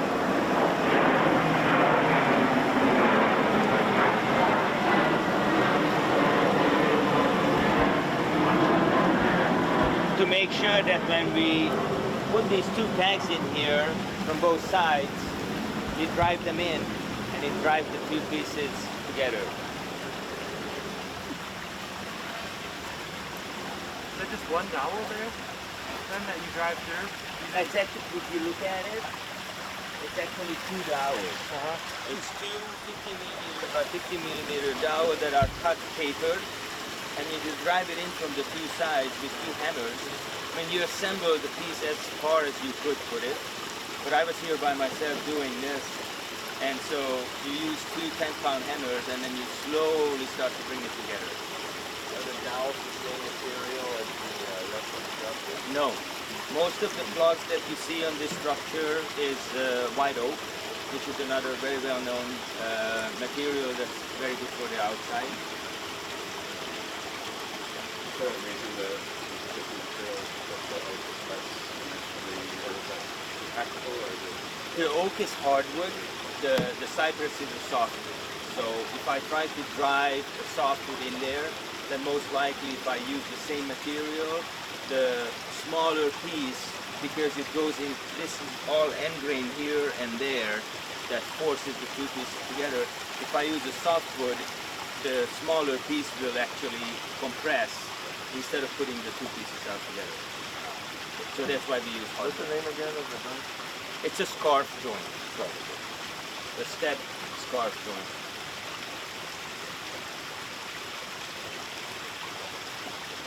Are you just using hand tools, like saws, hand saws? We do use a lot of hand tools in certain areas where you need to cut and you can get into it, but this joint itself was cut with a power tool. Most of the Japanese power tools that we use for joinery is actually a tool that you bring to the material, because sometimes the material is 25 feet long. And so when these pieces, when they were laid out here, they are 18 feet long. I don't want to move the material every single time, so I bring the machine to it. It was enough to join and plane and push that through two machines at the beginning to make it square and parallel on all four sides. But when it comes down to the joinery, it's always, the machine comes through the wood. And it's basically a square chisel mortiser. So you have a square chisel with an auger bit in the center of it, and as you drive it into the material, the auger bit cuts around circular holes, and the chisels are sharp enough, and there is so little material to remove that as you drive it in there, you can make a very nice clean cut all the way up to probably 6 or 7 inches deep. The interesting part about the post here that we choose to do hexagonal pieces, which made the joinery very interesting at the bottom of the bottom rails, how they join each post. Very carefully cut around, and there is obviously a mortise and a tenon. and there are metal fasteners that are holding it together. We started at this end, and then we assembled the bridge that way, so we were able to finish it with metal fasteners going into each joint. So you mentioned a dry feather duster. Would compressed air or a leaf blower be a good stand-in, or no? Leaf blowers are banned in California. We're working on it. I know. They're trying. I can just dust it after work. If you would like to experience the Zen moment of doing it, then it's a feather. And I understand that there is no time to do that all the time. I assume that the small blower would definitely work. You may not get rid of as much as you would get rid of with even a rag. But don't make the rag wet, because that's the last thing you would like to do is to apply moisture back into the material. I've seen that like a microfiber duster thing. They use it in the castle and It's, yes. yeah. Most Inside. Inside, yes, interior-wise you can use that, and you can probably use that on these materials. Spider webs, a huge concern, because spider web attracts not only dead flies and mosquitoes, but as you blow the bridge around, you attract organic matter. So it's very important around the base of these. There are obviously stones placed so you wouldn't see it even from a far distance. But twice a year I tell the gardeners, somebody needs to go down there and then clean around each post, because the organic matter piles up and then you start the decomposition process from the bottom up. Most of the structural members that are actually holding this base up, when we install them, in this case we didn't describe it because it's never visible, but we use two-component epoxy from the bottom up, so there is no way that moisture can actually seep through the engine. It reminds me a lot of like cavities in your mouth. like you kind of want to floss and keep things clean so bacteria doesn't get in and start rotting your tooth. Very, very good observation, I should say. Yes, it is something that I try to tell them, and when I stop by here, I have a little ruler with me, and I try to scrape the gravel off in between the decking boards. That's another important part, the decking. We could have used the same Alaskan yellow cedar material, we could have used something a little bit harder. We went with the very hard and dense material which comes close to EK. I found this material 5 years ago, 6 years ago, and we've been using it in many gardens. It's called the Kayu Batu, K-A-Y-U-B-A-T-U. It's an Indonesian hardwood, and when I visited Indonesia in 1997, I actually built a shelf out of it, which amazed me because it's so dense and so hard to cut. But for the decking material, it's working out very nicely. We obviously screwed every piece down. The main and the most important part was that because these boards are expanding and contracting no matter what we do to them because of the exposure to the moisture and to the sunshine, every hole is pre-drilled just a little bit larger than the actual screw is, so that it allows the movement of the material. Otherwise, if you just screw the deck boards down as the wood moves, because it's so dense, it could break the screw. So we have to pre-drill each board as we are placing it. Is the Kayu Batu more easily attainable than Ipe, or what was the thought process with using that? They called it that it's more sustainably harvested, okay, which I don't have any control over that, no matter, not knowing who says what. I just like the look of it. I certainly like the price of it, because again, it goes hand in hand, that price and demand. goes hand in hand. And in this case, this was a new material. They started to introduce it. It's still like less than $3 a linear for 2x6. What is that compared to ePay? I don't know because I don't buy ePay. Fair enough. But it's a quick Google search and you'll probably get a. So let's walk around up to the Dragon Bridge and then see the reconstruction part of that. Thank you for it. So it doesn't matter what season of the year you construct because it's pre-extend and construct even the pattern. It's in Southern California. Doesn't matter. Doesn't matter that much because they have a rainy season, December to February, a kind of moisture. So in that time, moisture. But because they do the irrigation here and because we are just above that green field, and we have water running underneath for 360 No, I mean, you said that you're going to make a slightly larger hole for the screw and stuff. No. But, no. And because the material that I use, we usually buy the material 3 to 4 years ahead before the project actually begins. Okay. Thank you. So this was done in 2010 by a craftsman from, please feel free to come in, by a craftsman from Atlanta who was a very good friend of Takeo. And he used southern cypress for all the structural pieces. And unfortunately, as you can tell, that the growth rings on such pieces are a lot wider, which means that the trees grew a lot faster and they don't hold up as well. We got to the point where somebody ran into this post here on this side, and I'd like you to come over to see that what it took us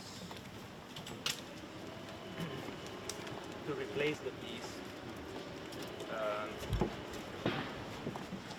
The reconstruction of this bridge happened in 2 phases because of financial reasons and because of availability of my time. The handrail was taken out first and then the repair happened here on the face. All of this needed to happen in place, so we just glued an Alaskan yellow cedar piece to it and we shaped it. Somebody ran into it with the machine, so there were big chunks missing. And the second phase was when we looked at the decking boards and Dennis asked me, so can you give me an assessment? And I just drove a screwdriver through the keyboards by hand. And so that was the case that, okay, we definitely need to do something about that. And again, this was done maybe less than a year ago, less than 6 months ago, I would say. So you can tell the difference how the Kayubatu decking boards are aging. And this is how the progression went in my mind, that what do we need to do in order to prevent the main timbers at the base to protect it, because those were a little bit dingy. There was definitely a lot of dirt building up right at the edge here, because the foundation extends almost 16 inches into underneath the support beam. As they are blowing all this, and again the Nabadan doesn't extend another 15 feet back there, people are bringing the gravel in. As they are cleaning it, everything goes down right next to it. So when we removed the decking boards and the railing, I found almost 6 inches of beautiful dark dirt down there over the course of the 11 years, just built up. So we removed all of that. I asked them to try come back and then clean it, and then we put copper actually under the beams, so there is a barrier between the beam and the concrete. And then we put copper sheets. There are 3 support members down there, and we covered them with a thin sheet of copper that actually overhangs the edge of the pieces, so that dirt and water will always fall down from it. The interesting part about the Nabadan was already done here, and the new decking boards are actually slide on the edge of the stone. So as you can tell, that it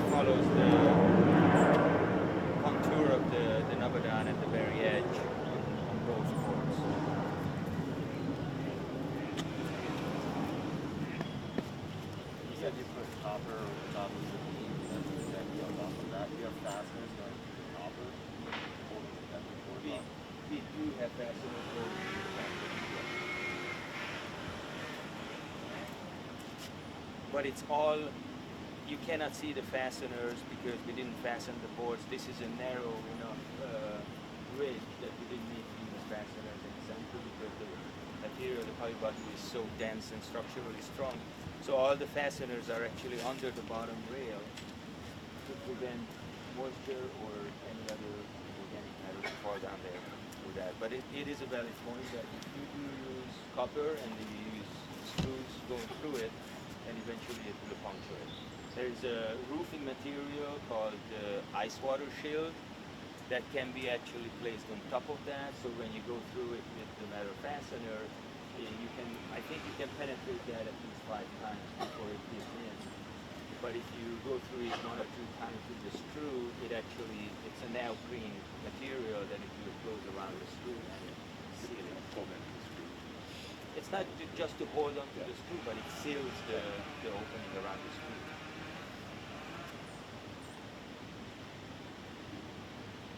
It's a very interesting design. It's a typical Japanese design with those middle rails. And as you can tell, back then they were concerned about the code. So nothing is over 4.5 inches in between the railings, which is up to code. But lately, we don't need to comply to some of those codes, luckily.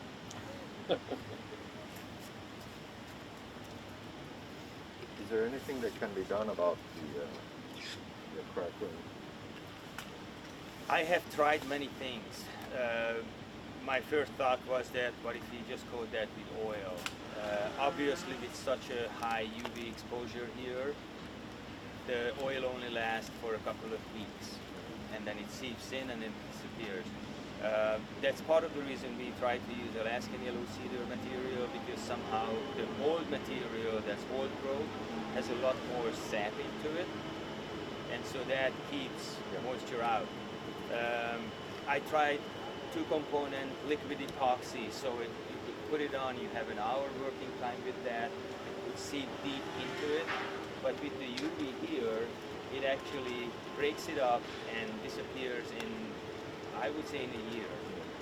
So my best option is to try to hand plane those places too, so to make it water repellent at least, and then leave it there. The interesting part about these Eboshi finials, that originally they were turned out of wood. They obviously didn't have the resources or the money to cover these, because 4 of these would cost you up to $1,200, $1,500.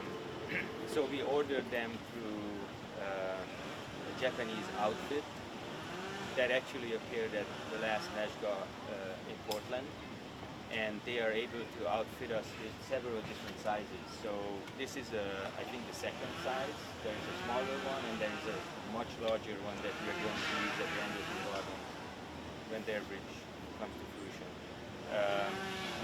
These are bronze, cast bronze, beautifully made pieces, and obviously we had to build the structure inside there out of wood, so we can actually use these. These are actually just 4 nails holding it in place, which I always questioned. I would like to have some other fastener, and we ended up using construction adhesive inside there. So we have many sided Alaskan yellow cedar pieces cut up to here. We shaped it to the side so we can be close to it, and we put a lot of construction adhesive in there, so we have a secondary fastener inside there with that, and I don't think they move much, a little bit. But once in a while we may need to come around and do this and do it a little bit further. But I strongly recommend to use that, and that will prevent most of the moisture to actually seep inside there. There are metal fasteners actually. There's a threaded rod that goes all the way down into the foundation, which probably goes down to almost 2 feet, and comes all the way through the top of the post with a large knot, so you can adjust the this is actually a perfect thing.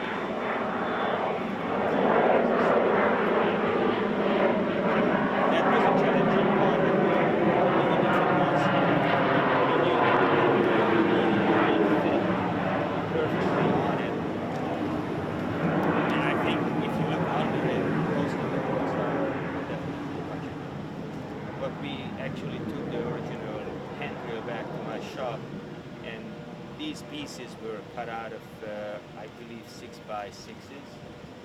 So once we trace the same curvature onto the new piece, we cut it with the bend saw, and then we start shaping it. And all of, I shouldn't say all of that, but more than 50% of the work was done by hand.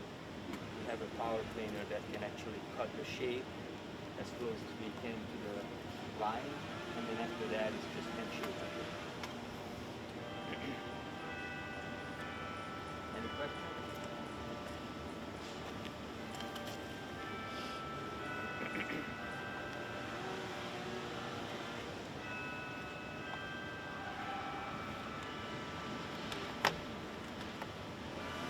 So let's walk down to the Maple Bridge. Even though the story behind that is pretty much similar to that, to all of these other ones, except that you will see that the material is, they didn't have the finest at that point, so they needed to choose lower material. There is one aspect of that bridge is that it's a very neat one that is made out of recycled timber from Idaho. So ask any LOC, there is the same material as these, but we were able to find some huge 24 by 24 by 50 foot long beams and timbers in Idaho when they tore down a coal mine truss for the trains that were bringing the coal down from the side of the mountain. And it was unbelievable find, one of a kind. I went back a year later and I asked the person if he's got anything left, and he said, nope, sold out. Okay. You said that as a renovation process, like hand plane some of the material, that puts the water down surface. Given a Northern California climate and say 20,000 visitors a year, what would you estimate is the interval for that type of restoration? Hand plane. How often? It's very hard to say in Northern California. I would leave it as long as you have structural damage to it. As soon as you start seeing that there are indentations on it or dry rot happens, that's when you come to it. But it might happen with this material. If this was in Northern California, you might go for 40 years without needing the cutting. We're redwood up there. Redwood is a lot softer than the Alaska Redwood. So give me a call. Yeah, please.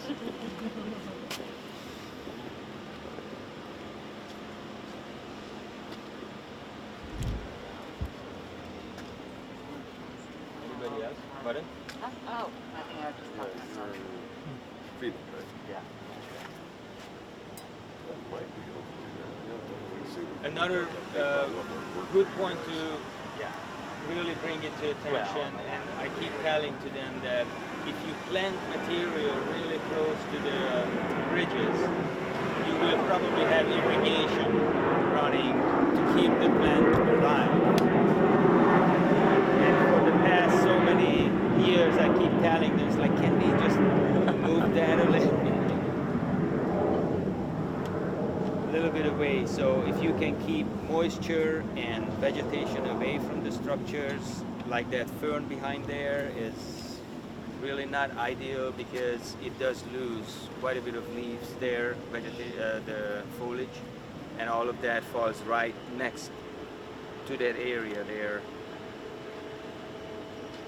That was one other thing that we did with this bridge when we looked at the structural beams underneath.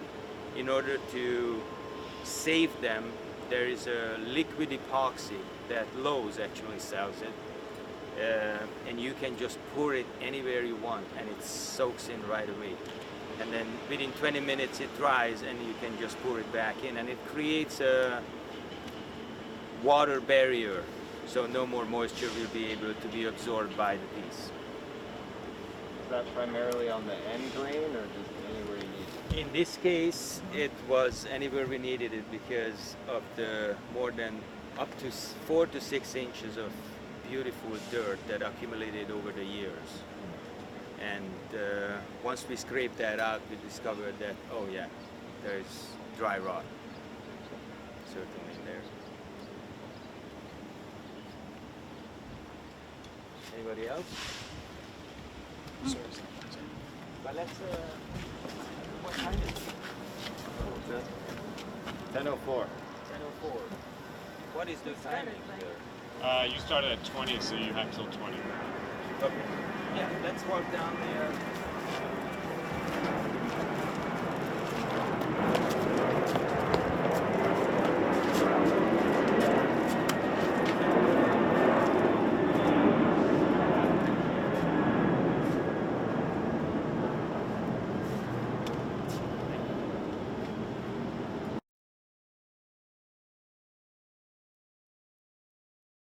Again, don't change, you know, if you're going to the office or whatever and you're going to expect change like over the weekend or something like that, you can take it in sort of increments. Maybe on the weekends you just sort of, while you're eating a sandwich or something like that, just sort of doodle, okay? And, you know, just work that, that instrument, you know, and try and be as fluid as you can, okay? Let me go into, okay. So, drawings, you know, realistically is controlling that instrument in a way that you convey certain things, okay? First of all, you have to have the right proportions, right? If I drew a body and my head was like that, okay, you're out of proportion, right? You can see that very, very quickly. And so it's not correct. And so no matter what you do to your drawing, you know, it's not going to be correct. So you have to get the proportions correct in the scene of what you're trying to draw, okay? Does everyone sort of get that? Okay, all right. So the perspective, a lot of it has to do with the effective qualities of your drawing, you know, like obviously proportion, but textural qualities, okay? It depends on the level of drawing that you're trying to develop. You know, a lot of people will draw very quick, blocky types of sketches, and that's good for initial discussions and things like that. But when you really want to have a really effective, more comprehensive sketch, you have to rely on textural qualities and trying to create the emphasis of the foreground and then the less emphasis of the background, okay? And that will create this depth that your drawings, you know, to be more effective will take on, okay? So, and I'll talk about that in a second of how you do those things, all right? Yes? Is what you're referring to talking about looking at an area and then putting on paper, or is it taking it out of your mind and putting it in the paper? Well, see, to me, it's sort of twofold. I'm a designer, okay? And so I'm trying to design something that is, you know, a landscape scene like that, okay? The pond and the vegetation and the different depths and things like that. So I try and develop that so that my client or whomever is looking at this can get a real sense of what, I'm thinking about, what I'm trying to create. But then, other people just do it for fun, and they'll look at that and try and sort of make their interpretation of what they're seeing. Okay, and so that may be good or may not be, it may have really nice line work and textural qualities, but it's not very accurate. Okay, so did that answer your question? Yes. Okay, good. Anybody else so far? Okay. Please, if you have questions, just chime in. Okay, I'm going to approach this more in a fluid, more in a fluid way. I'm trying to tailor it for you, more individually, although there are, 11 of you or however many. I'm trying to get to what you want to get out of this class, so I can maybe help you in certain regards of making your sketches more effective. Yes? When you talked about perspective, in a Japanese garden, there's oftentimes, like if I'm looking at that waterfall, there are no real cars behind us. There are no real what? There's no like rectangular structure. Yes. To help enforce. Yes. Yes. So do you just kind of like go at it like with a seasoned hand, where you're like, I kind of understand this is going to be small in the back and bigger, or do you use some kind of grid or reference behind your sheet? When you're talking about a very non-linear form such as this, it's all very organic forms that we're sort of talking about. You still have to get a sense of where things are in the picture plane. So I developed this sort of perspective. In this case, it's a one point perspective, because we're looking at one point and everything's vanishing. These lines right here are vanishing to that vanishing point. And so I set that up so that I can, get that rock, on the upper right, or fore right, approximately where it's supposed to go, as opposed to just sort of guessing. So, I'll talk about that in a second and how you sort of set that up. Okay.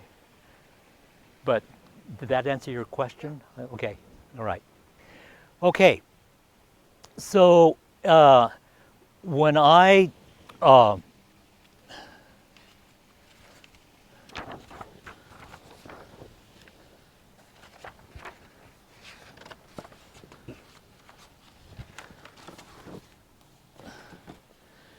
talk about perspectives, there's a one-point perspective where these lines, see all of these lines right here, this grid of the pavers, theoretically will go right straight to one vanishing point and one vanishing point only, okay? That is what we call a one-point perspective, all right? When we go to a two-point perspective, I'm standing off to the side, and then these lines will go to a vanishing point on the right, and then these vanishing points will go off to a vanishing point on the left. Okay, so that when we set things up and when we draw, the two-point perspective is obviously a different alignment in how you see things. Okay, does everyone sort of understand that? Now, what I want you to do is, very quickly, can we all stand up and go to the back?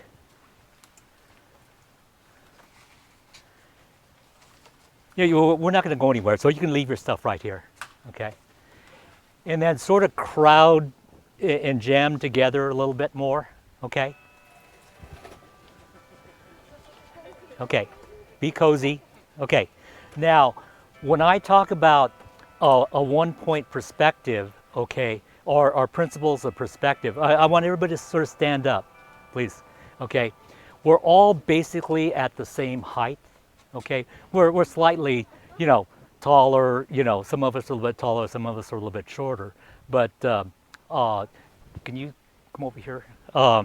okay, if I'm in the perspective field, okay, my eyes are right here, and your eyes are at the same level, right? If you need to scrunch down, you can if you want to.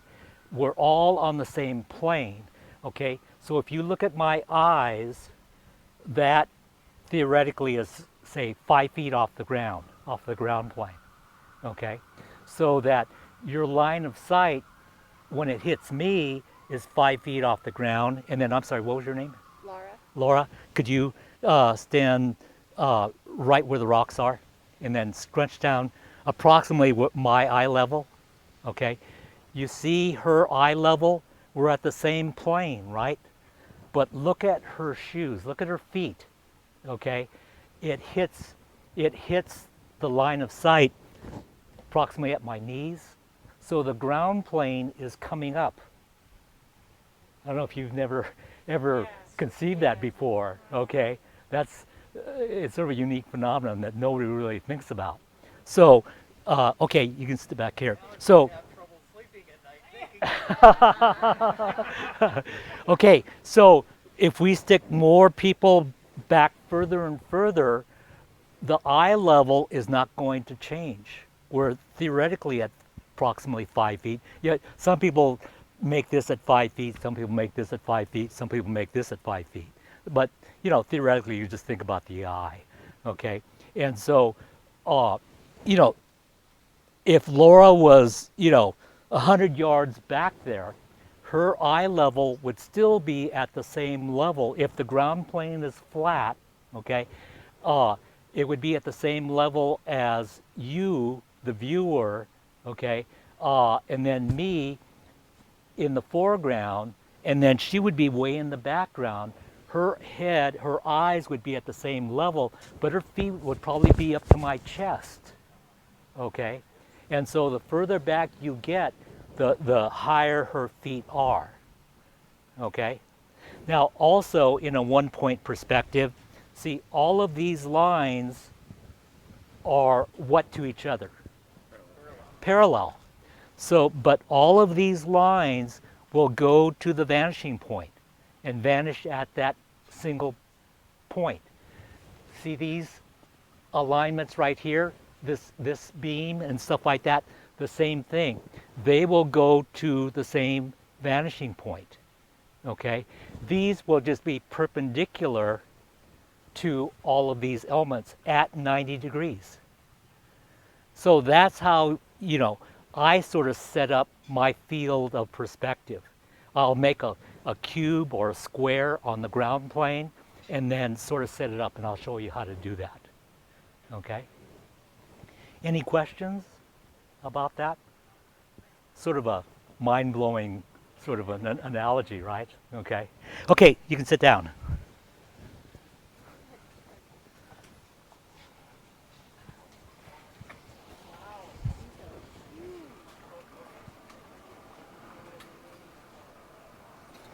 Okay, now obviously in the position in the field, the elements in up front or in the foreground. So when you think about that, are you going to see more detail or less detail than a person or element way in the background? You will see more emphasis, right? You will see more detail.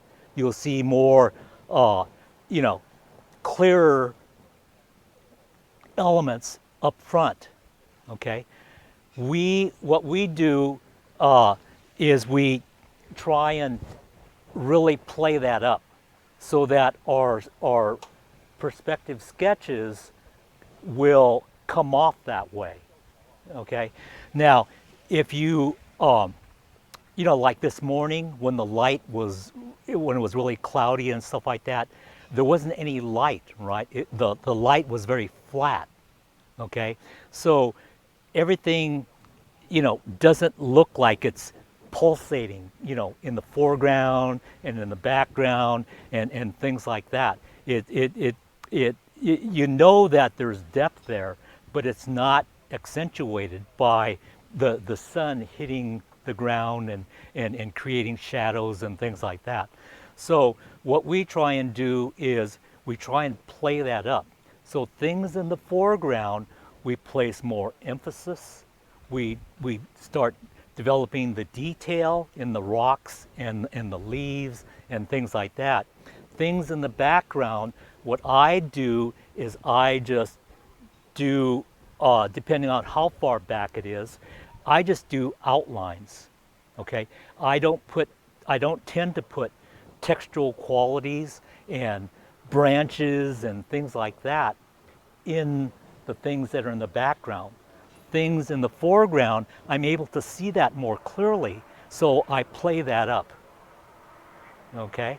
And so this is that foreground, middle ground, background that I'm trying to get you to understand, and that will help your sketches a lot more, okay? Textural qualities. Again, like right here, you can see all of the individual leaves, right? And the flowers and things like that, okay? You look at some of well, especially like the pine trees, okay? You can't depict the needles, right? It's just sort of a mass of things going on there, okay?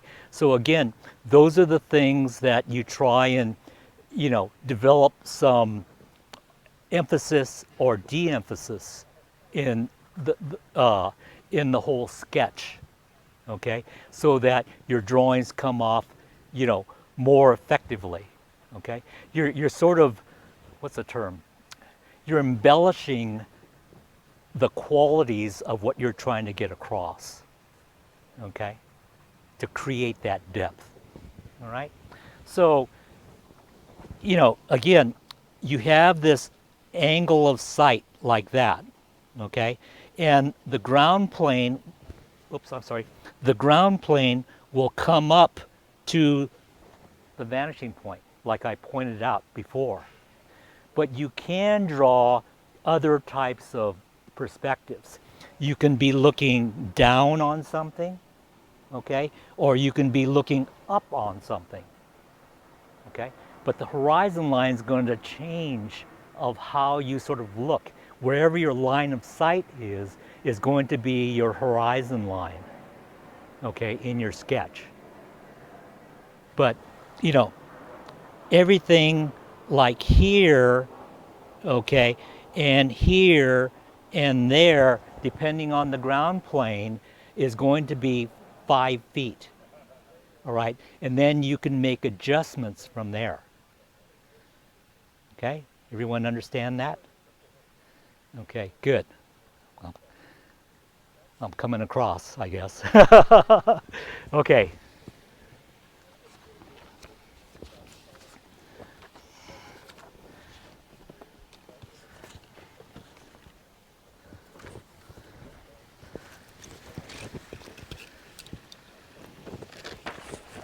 Oops.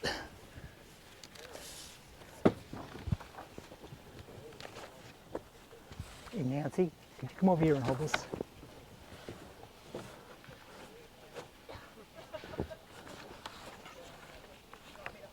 Yeah, just go in the back and then hold it from the back. Yeah, there you go.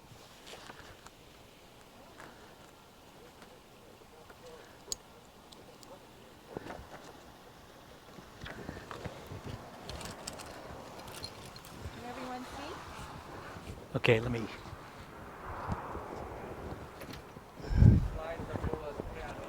Yeah, no, just the pad.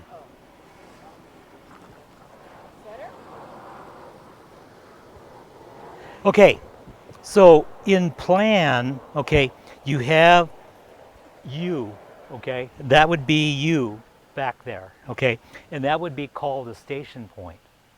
And then right here, depending on how far into the field that you want to establish it, is what we call the picture plane, the start of the picture plane, or the start of the reference plane. Okay, some people call it, reference plane, some people call it a picture plane, okay? And I'll explain the differences between the two.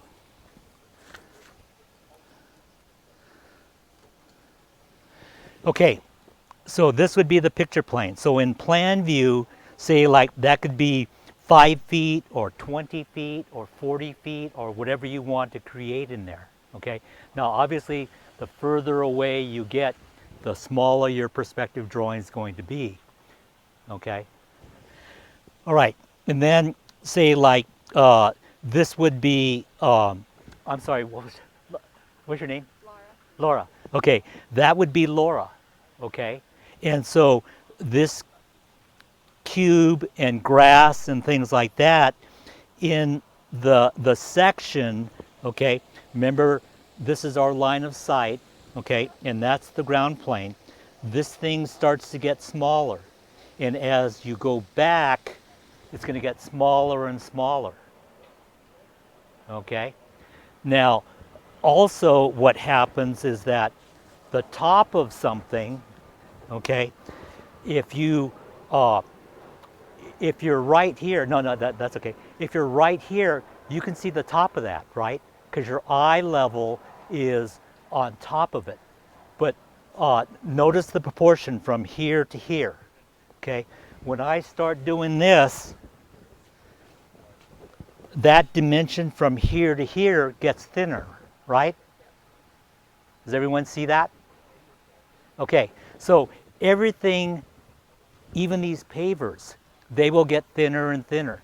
You know, these little grids will get thinner and thinner. That's above your eye level, and that's coming down, okay?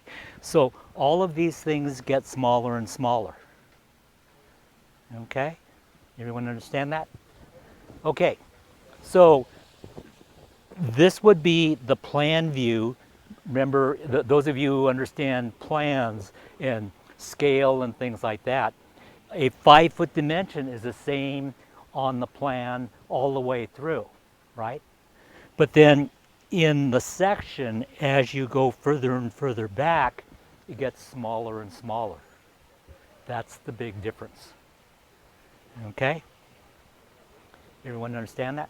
Okay, so what we do is we draw a line, okay, and normally that's going to be at eye level, and that's your horizon line. Think about being out in the ocean, okay, standing on the water and looking out, and that line where the ocean meets the sky, that's the horizon line, okay? All right? The reference plane, okay, is something in the perspective field that you establish as being up front, okay? Now you can start there, or you can establish a starting point and you can build forward, but then also you can go back, okay? And so that's how we develop the perspective of more accurate drawings, okay? That's part of it, okay? All right, so what I do, like in this, all right, in this drawing, now if I draw this sort of area right here, use that as my basis, okay, then I can go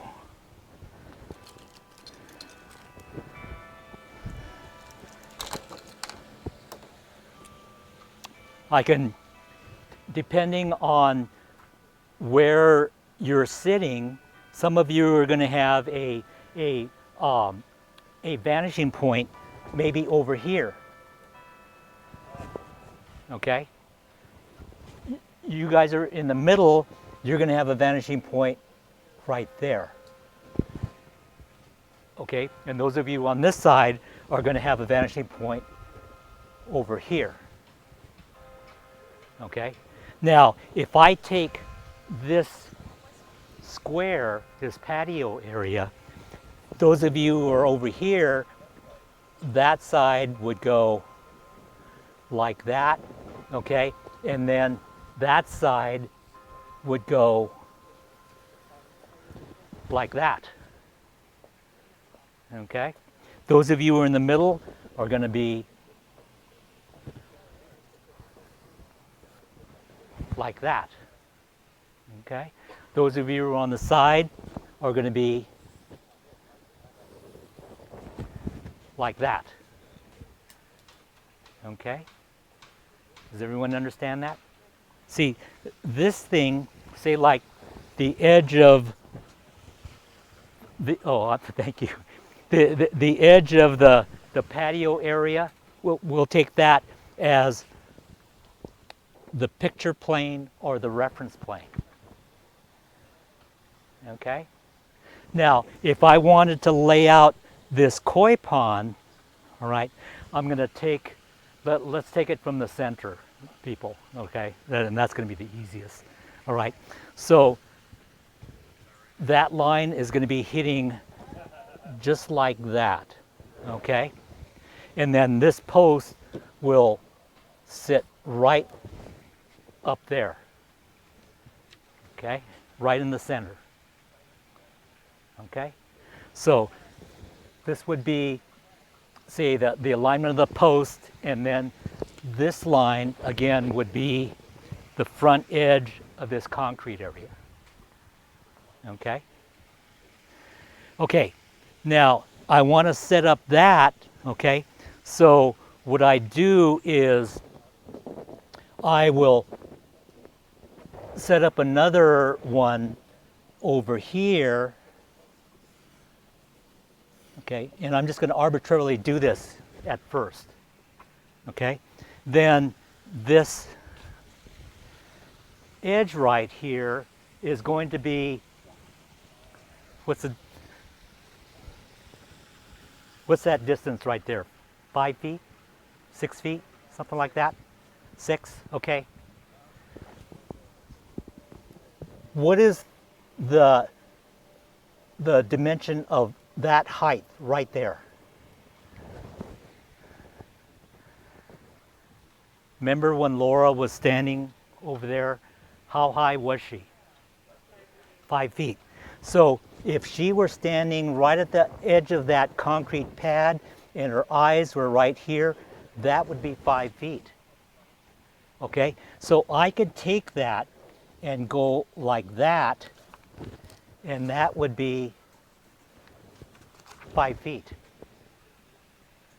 Okay, because everything on that plane is the same as this 5 foot dimension right across that plane.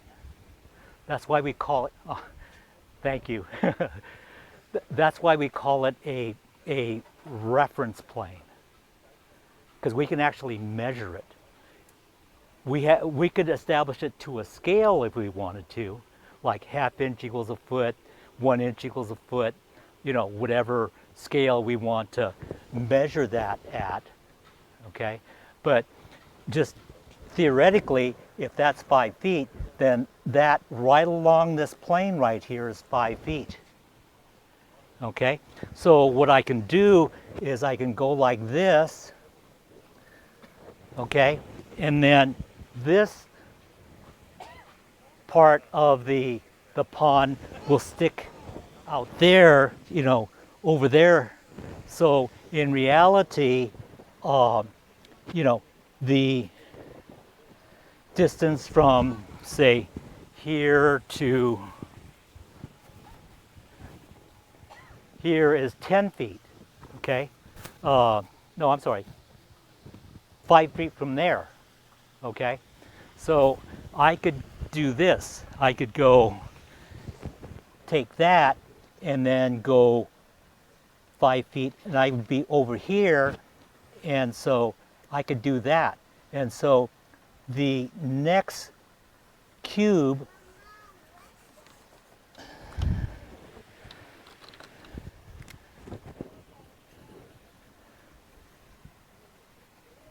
would take on that configuration. Okay? And then the only more difficult thing would be to try and capture this distance from here on the ground plane to where this would be. there are ways to do it. You can, you know, develop it sort of graphically, and I don't want to get into this because it gets really complicated, but you're just going to have to sort of guess, okay? And so maybe that's a little bit too far. Maybe it's more like this. Okay? So to establish the pond, then what we do is we go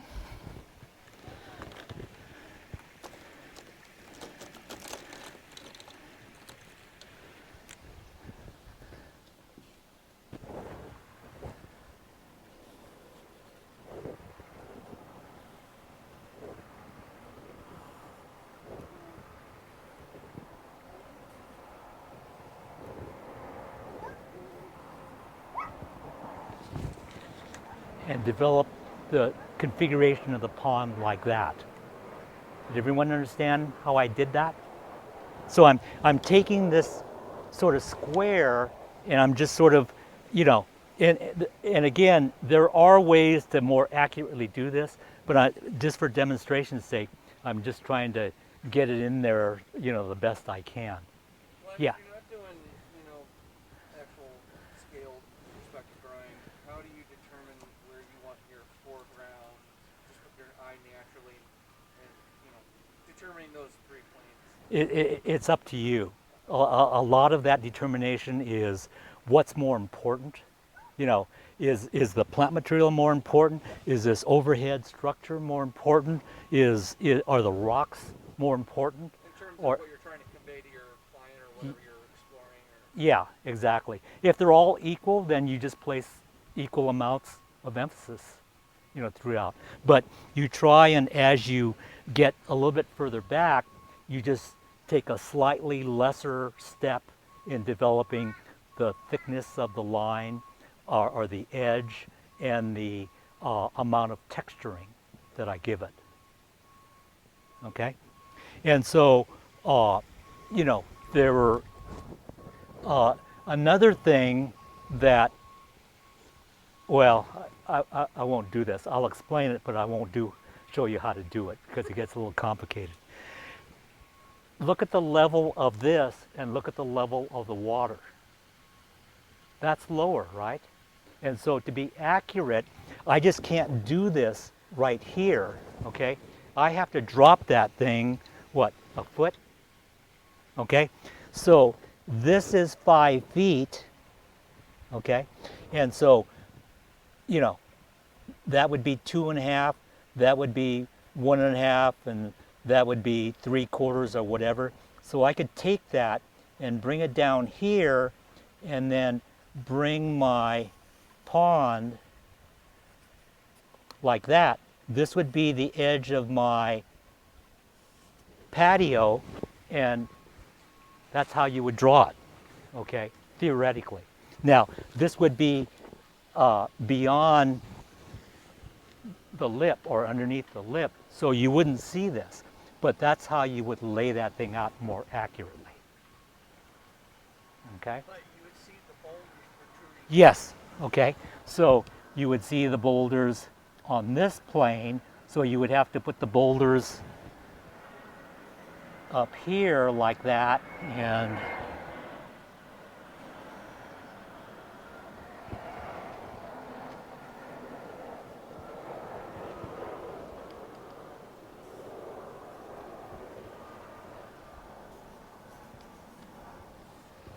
like that. Okay, so this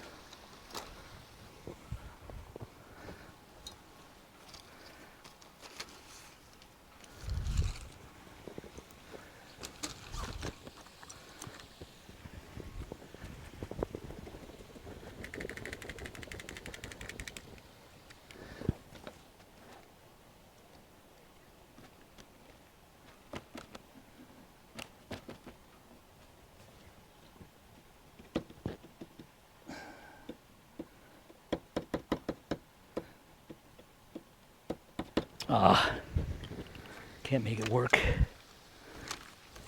Well, I was trying to make a dashed line out of this. Okay, so you wouldn't see it. Okay. I'm sorry, I have my back against you. Okay. Okay. So, all right. So that's how I would lay things out more effectively. Now, say like, let's take this shrub right here since it's in the foreground. So that shrub would be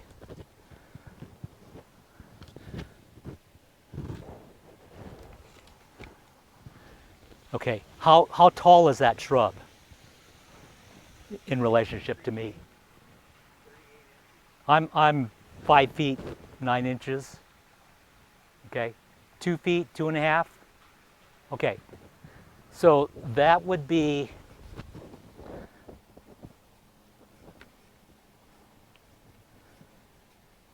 there's 2.5. So that shrub would be about like that, right? Okay, it would be, and it comes over a little bit. Okay. All right. So that would be what? Background, middle ground, foreground. What would it be? Foreground? Close? Okay. Yeah. Do you typically start with your foreground to help kind of start blocking out the scaling as you're going back? It kind of helps for the mid-ground in terms of what your proportional size. You would start from the back and the front. Yeah, I typically do the foreground first and then work my way back. Another reason why I do that is that I want to make sure that I'm drawing things in front of things so that I'm not drawing things in the background and having to, you know, try and cover it up. Okay? So, but yeah, to answer your question, I try and work foreground to background. Okay? All right. Now let's do something else. Let's take that that pine tree in the center. Okay, so this island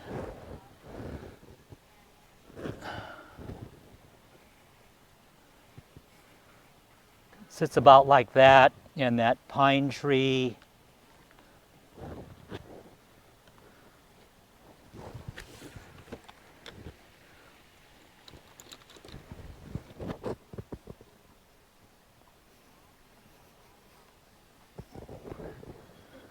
does something like that, okay? And I want to show you the difference between the two, okay? In the foreground, I'm going to place more emphasis in it, okay? Now, another thing that I try and capture in my drawings, not only to be more accurate, but a lot of times I will just arbitrarily pick a side where the sun's hitting it. Okay, I want to create and have the sun either 45 degrees on the right side up or 45 degrees.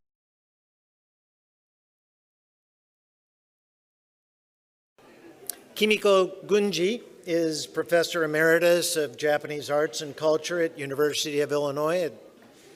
I always thought it was Champaign-Urbana, but it's Urbana-Champaign. Either way. In any case, she founded the Japan House there in 1998.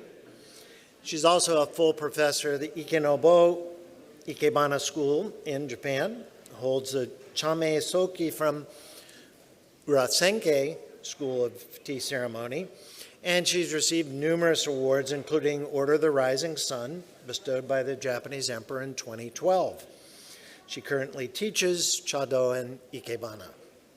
Tim Gruner, whom we've heard from before, and we'll hear from again, is curator at Anderson Japanese Gardens, where he supervises a team of gardeners, works under the direction of renowned garden designer Hoichi Kurisu.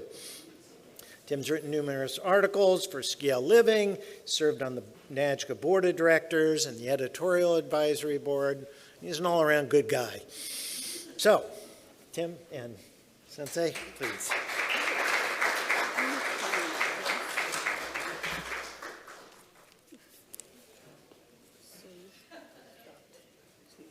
So I should stand, where should I stand?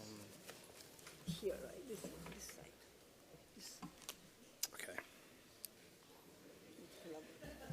this is what I push. That is for that. Okay. And then, so. Now they introduce, so we can start. Yeah. Well, thank you everyone for being here. It's a pleasure to be around so many garden people. But we'll get right started because we know time is going to be a little bit tight. I think we're a little bit running late. So let's go. So before presenting our views on the subject, I would like to show you a few images of Anderson Japanese gardens. Oop. Mechanical things. We're trying to do this in presenter view with, there we go. Okay. So I want to show you a few images of Anderson Japanese gardens, which I hope you enjoy and maybe feel a sense of the tranquility, seasonal change, and the beauty of nature. So just a few shots, I'll go quickly. The Yatsuhashi or zigzag bridge. I'm going to fly through these since we're behind on time. So yeah, super. Sorry. Okay, I'll try to tranquil this up a little bit or tranquil it down.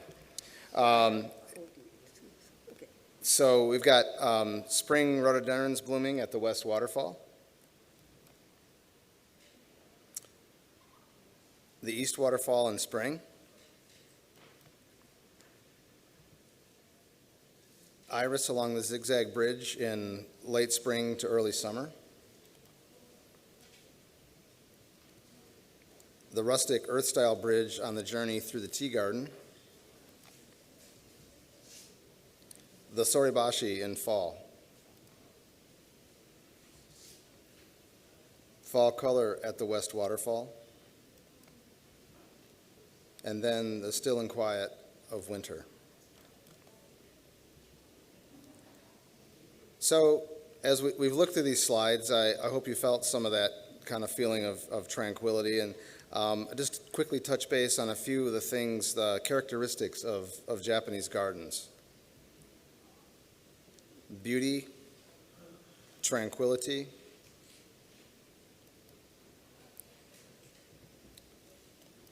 seasonal change and the value of transiency, an opportunity to regain human senses, and the positive distractions in nature that yield clear minds and potential fresh insight. It's these positive distractions that Huichi talks about, Huichi Kurisu, the designer of Anderson Japanese Gardens, one after another, that strip away the baggage people bring to the garden, stress from work, school, home, the news, etc.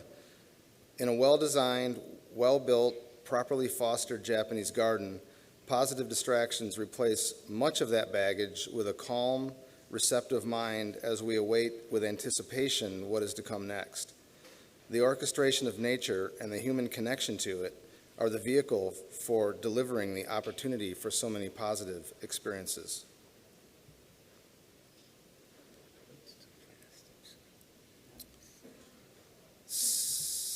Some of the essential elements to sustain Japanese gardens. We are, after all, in a conference about sustainability. A couple things that both Professor Gunji and I feel are essential to sustain the Japanese garden are kizuna and kokoro. Kizuna means the enduring bonds between people, close relationships forged through mutual trust and support. Originally describing the rope used to tether domestic animals such as horses and dogs, the meaning of kizuna has evolved over the years. A passage in the tale of Heike, compiled in the 13th century, uses the term to refer to the bonds of love between a father and his children. More recently, kizuna has gone beyond bonds tying together family and close acquaintances. It is now used in a broader sense of human ties and connections. Of particular note is the kizuna born among people during natural calamities, which fosters feelings of solidarity and serves as the underlying strength to overcome hardships.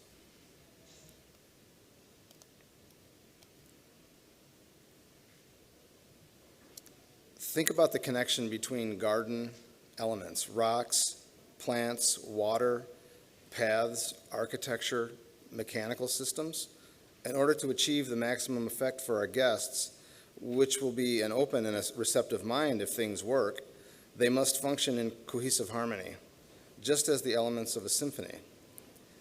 It is the same way with an organization. Kizuna must be present between all departments of the staff which face a wide array of challenges. Administration, gardening staff, event staff, volunteers, other maintenance personnel, everyone is a part of the organization. I want to share another way of describing something related to Kizuna. As part of a demonstration, Hirataka Saida, who many of you met, a fifth-generation stone carver from Kyoto, carved a kanji for kanade into a stone in the garden. Kanade means to play a musical instrument, as in a symphony. Each member of the orchestra has a part to play, and it is the same for all members of a garden team. When things are in harmony, we all contribute to the beauty of the garden symphony for our guests. Administrative staff must work to foster and provide training for people who are engaged in the garden. The gardeners, the event staff, administration staff, volunteers, and they also have an important role in fund development, cultivating donors in the community outside the garden, all creating strong bonds of Kizuna. Financial support has to be there for day-to-day operations, the simple things, cleaning, cleaning both the buildings, the garden, the day-to-day pruning in the garden, rehabilitation of garden structures. We've got so many things in the garden that need to be cyclically replaced. The zigzag bridge on the left. Here's David Sipos repairing the south gate, an early gate in the garden just this summer. And then gardeners replacing the bamboo fence that flank the south gate. It really never ends. The garden is always in the process of rejuvenation. There are also visitor enhancement projects. In this case, the exposed aggregate paving that we put in to allow better mobility for those that are mobility challenged. And staff development. A basic understanding of Japanese culture and aesthetics is such an advantage. From the 2019 Anderson Gardens regional event, the NAJGA regional event, the tea ceremony, or Chanoyu, is highlighted as well as a sense of Kizuna. Ken Brown had these words to say as part of his appraisal of the event. The garden building workshop worked successfully, with the group working together in harmony with shared spirit. People commented that the rock setting was so strong because of our days of doing tea ceremony and calligraphy. Conversely, the gardening team must provide a quality garden experience. A quality garden provides the administration with fundraising opportunities, encouraging volunteer participation, and most importantly, rewards visitors with an enriching experience. It's a reciprocal relationship between administration and gardening team, a positive feedback loop that benefits all, with the focus on our guests. In terms of gardeners, there are many things to consider. Demands on a Japanese garden horticultural staff. There are aesthetic considerations, scale, density, transparency, formality, seasonal change, the concept of ma and applying it in the garden, basic awareness of nature's patterns and rhythms, the horticultural aspect. There's architecture to care for, mechanical and engineering systems, construction and repair, evolution of the garden through time, and basic cultural understanding. Aesthetic considerations, perhaps the understanding and application of that understanding is perhaps the most critical and difficult to obtain skill. Here, Hoichi Kurisu discusses the aesthetics of the East Waterfall with the gardening staff. Elements of ma and kisei, or directional energy, are being described. Gardeners must be able to guide the garden through time, from juvenile phases through the maturation, through fostering or nurturing.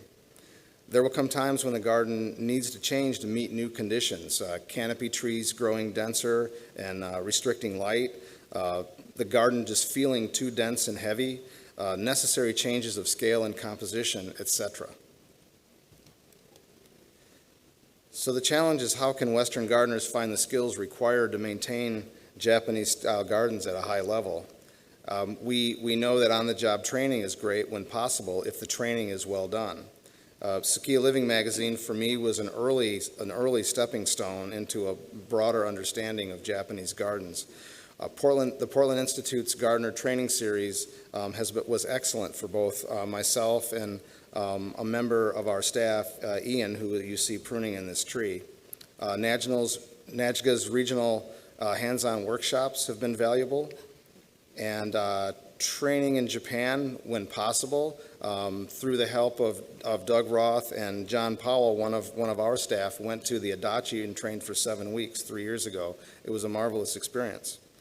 And then apprenticing with advanced gardeners in the U.S., and I think that's something that needs to be developed more, staff exchanges and opportunities for gardeners to train with other gardeners that are at a senior level.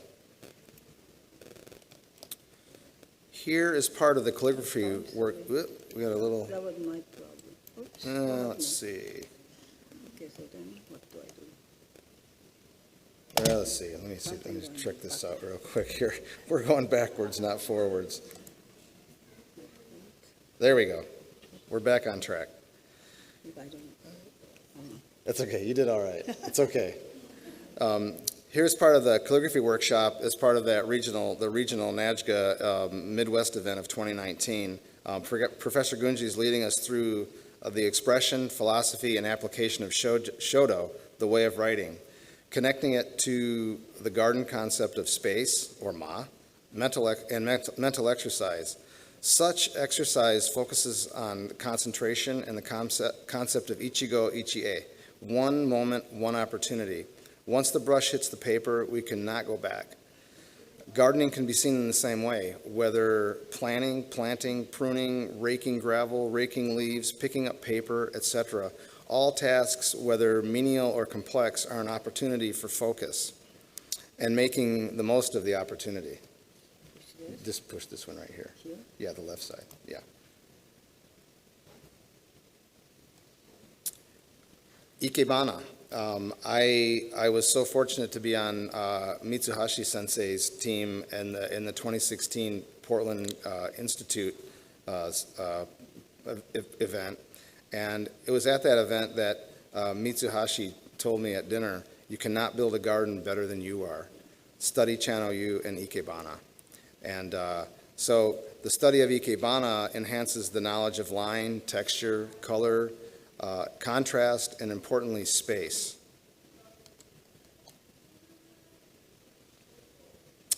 How to sustain knowledge once gained. It's paramount to protect and sustain this institutional knowledge through time, from generation to generation. Gardeners need to be amply rewarded for their skill and craftsmanship. To keep people, work must be financially rewarding enough for gardeners to make a career at a given garden work, with the ability to buy a reasonable house in a safe neighborhood while supporting their family in a modest, healthy lifestyle. In truth, in my view, the work all people do can attain the level of craftsmanship, whether in the office, the event staff, or as administrators, always seeking to improve skills and economical use of resources. A life of learning by being receptive, and a sense of humility are all hallmarks of craftsmanship. So we think of physical and mental well-being of staff and who maintains the maintainers. Of course, we all have a responsibility to take care of ourselves. We say the most important tool a gardener uses is their own body, but they also need to nourish their mind. And this brings us from our tour of Kizuna, or collaboration, and some of the demands of a gardener, to the element of kokoro, which Professor Gunji will now explain.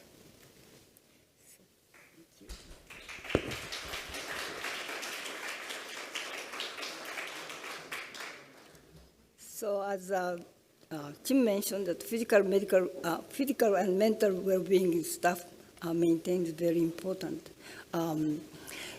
So we always think about we have to do exercise for our body, and many of you, I'm sure, that doing exercise. But have you ever thought about inner core? Kokoro also need exercise. Fortunately or unfortunately, we can't see inner core, so we often forget. But to be able to continue nice relationship, nice work, I think we have to have both body and mind are very healthy. So this character right there, it says, Shinshin tomo ni kenzen. That means good health for both kokoro, which is inner core, and body. So as you can see, this character is kokoro, and it's interestingly, in Japanese, we can have a two way of reading, so kokoro or shin. In the Japanese, Anderson Garden has been presenting many different Japanese cultural programs for the last 20 years to foster mental wellness for the visitors, as well as some of the staff members, volunteers. Among of those programs, I have been heavily involved in the tea ceremony and have been offering classes to the public, as well as some of the volunteers and staff members. This particular statement here is a quote from a 15th generation of the Grandmaster of Rasenke Tea School, Dr. Sen, introducing the word kokoro in his book, Tea Life, Tea Mind. Of great importance to the way of tea is the concept of kokoro ire, written with two characters. The first represents heart, spirit, mind. Second, to put in.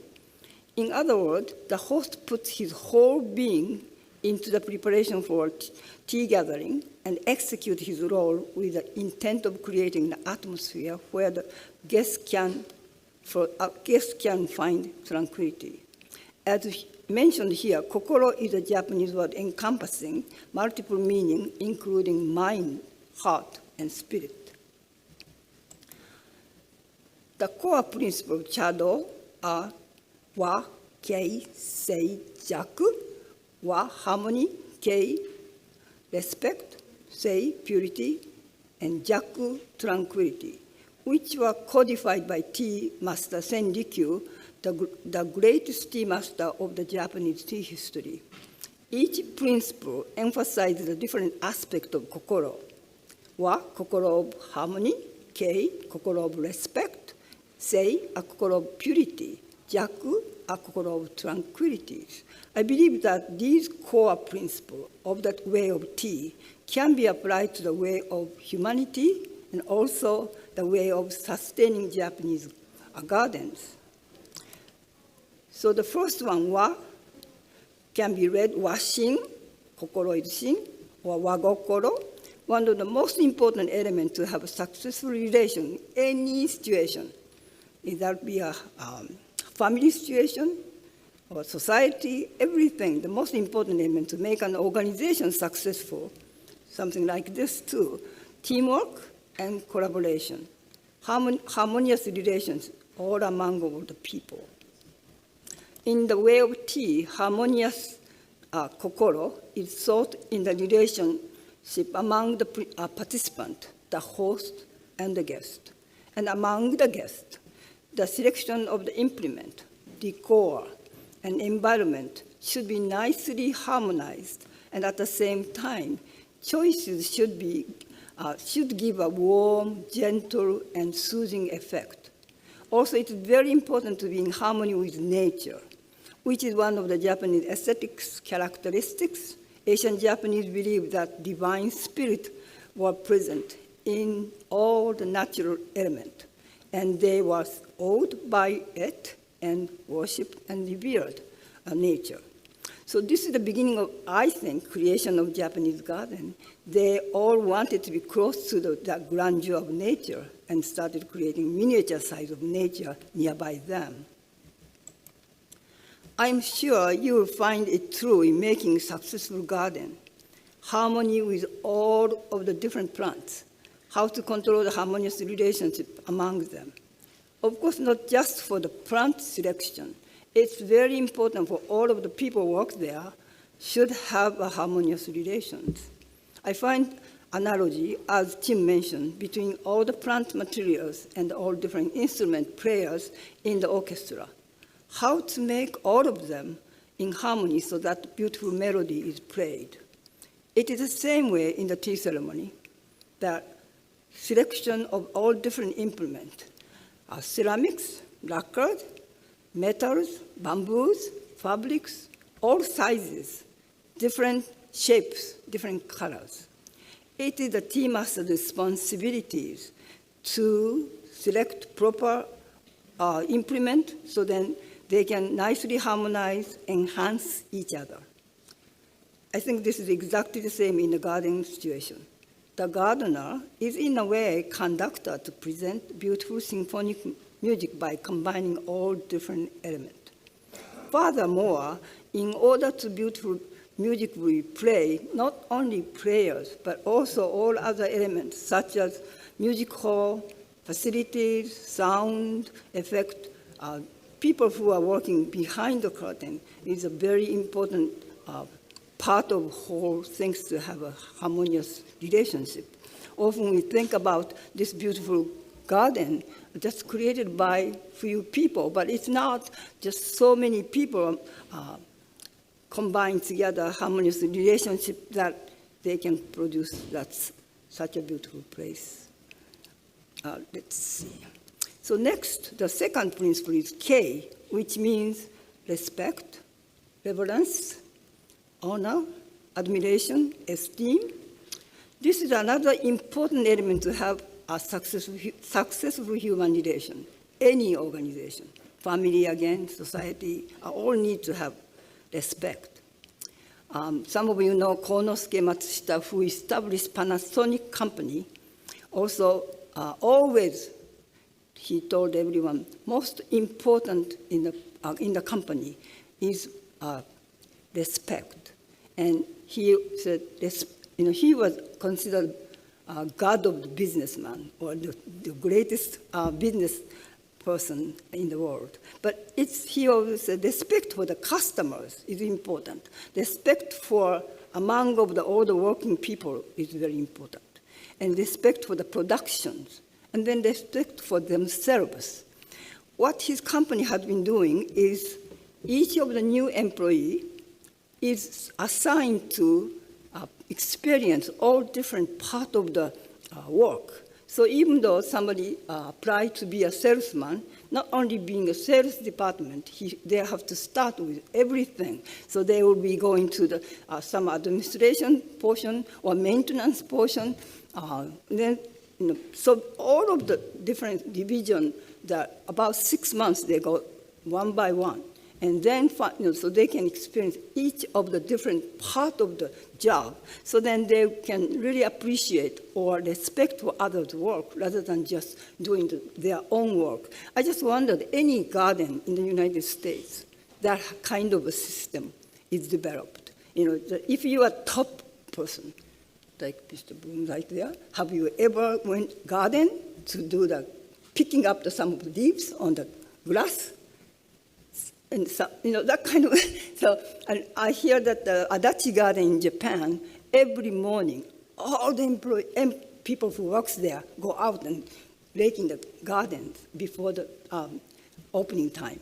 And that way, I think each of the people who works really have a consideration toward other people. I think that's very important element that develop maybe to have a very beautiful sustaining garden relationship. And another thing that Matsushita Konosuke started was Matsushita Jiku, which is a seminar house. And so all of the employees go to the seminar to run tea ceremony and other elements to foster their mental wellness. So it's a pretty impressive things he started. But a channel is nothing but that host served the bowl of tea with the sincerest kokoro, and all the guests reciprocate it with respect and gratitude. In the places of serving and receiving a bowl of tea, both feel blessed with the opportunity given to them and experience mutual happiness and enjoyment.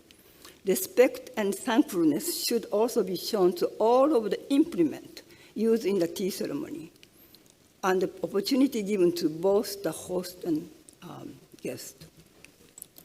This is a memorial service held at Anderson Japanese Garden every year in honor of Sen Rikyu, the person who is the greatest tea master.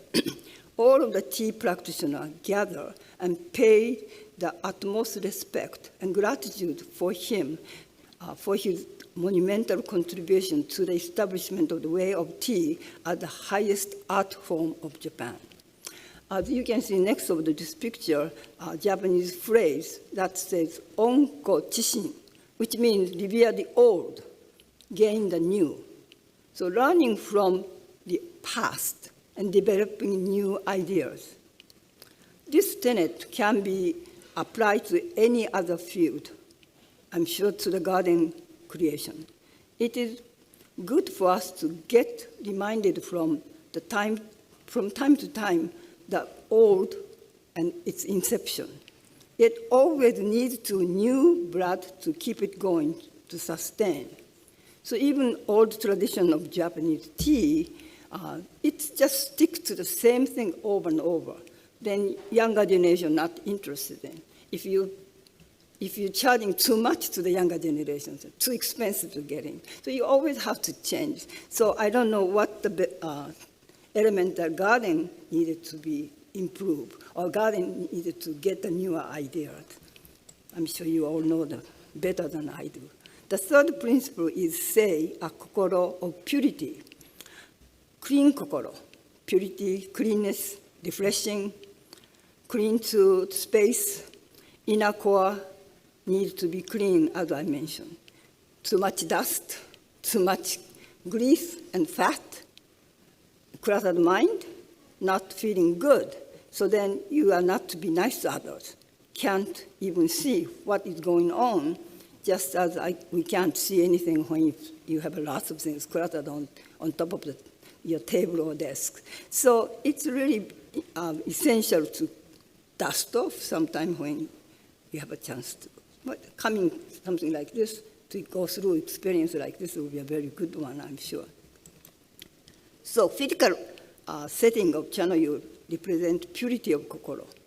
In the preparation for the tea gathering, the host cleans, purifies garden, tea room, and all of the tea equipment. The guests who observed purification ritual will have a chance to cleanse and remove all of the defilement, leaving worldly cares outside before partaking of tea. And at the end of the ceremony, both the host, guests, should be enveloped in the complete quietude. So as you can see here, washing hand and rinsing mouth is a sort of not the physical cleansing, more like spiritual cleansing. And the garden is always beautifully clean beforehand every morning, just to physically clean, but at the same time when you're doing that, always try to do your inner core to clean. So this, as you can see, students doing the tea here. Some of you know what tea ceremony is all about. It's nothing but you bring all the implements, you go through cleansing in front of the guest. So, but all of the implement, before you bring it in even, it's meticulously cleaned. So it's not a physical cleaning. By going through this cleaning, that not only the host who is doing it, but also for guests can go through, just take out all the defilement. But often beginning practitioners think learning to serve a bowl of tea is the main goal. But in reality, it's just a tip of big iceberg. There's much deeper philosophy within tea ceremony. But learning how each part is done properly and sincerely makes a huge differences in the end for each participant.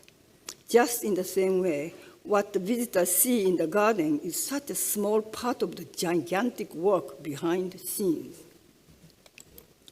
Tea garden is called chaniwa, tea garden, in Japanese, chaniwa. Also it's called roji, R-O-J-I, roji, which literally translates as dewy ground. dew, as many of you, tiny, tiny things, transparent. It's just ephemeral, gorgeous, beautiful. So it's actually teaches you so much, so tiny, but so beautiful and powerful. And if you miss it, it will be gone. So that's kind of a philosophy behind this tea garden. And Senrikyu created this poem about tea garden. 路地はただ浮世の外の道なりに心の塵を何散らすらん. The road is wholly a path beyond this world of pain. What dust of the heart defiles it? Let's see. The next. The last one. Oops. So I just did this. So next one. Let's go. Okay. So this is the last of the 4 principles, Jaku. The translation is pretty difficult, but it's actually tranquility, quietness, stillness, calmness, undisturbed. This is actually the ultimate goal of the tea ceremony, acquiring total tranquility, gain calmness. But I think the purpose of any of the mental exercise, at the end, what you want to gain, that quietness. We live such a high-tech world, which makes our lives more comfortable and convenient. But all at the same time, we are sometimes overwhelmed by the power and the capability of technologies. And our bodies and minds are consumed by it and became exhausted, constantly stressed and rushing around. Some of us end up acting like a robot, just like a part of a machine. No feeling, no consideration toward others. So how can we separate ourselves from such a situation? It's very important for us to acquire, time to time, a quiet, tranquil state through mental exercise, viewing beautiful gardens or doing other mental exercise, so that you can regain human senses. In the tea ceremony, we practice procedure of serving bowl of tea, following step by step. As I said, it's nothing but cleaning, repeatedly. It seems so complicated at first. Many beginners get frustrated. No way to gain any calmness. All very nervous and stressed, as he's doing that right there. He's very nervous. So very hard to acquire a calm, soothing mental state. But when you practice the procedure over and over, then the procedure becomes part of you, part of your body, part of your movement, leads to the calm state. Don't think what next step. Rather, movement just flows smoothly. I'm sure some of you remember the Karate Kids. When he wanted to be a strong karate guy, all he learned is just up and down, wax out, wax in, all that, every day. So he thought, I came here to learn karate. Why I'm doing this over and over and over?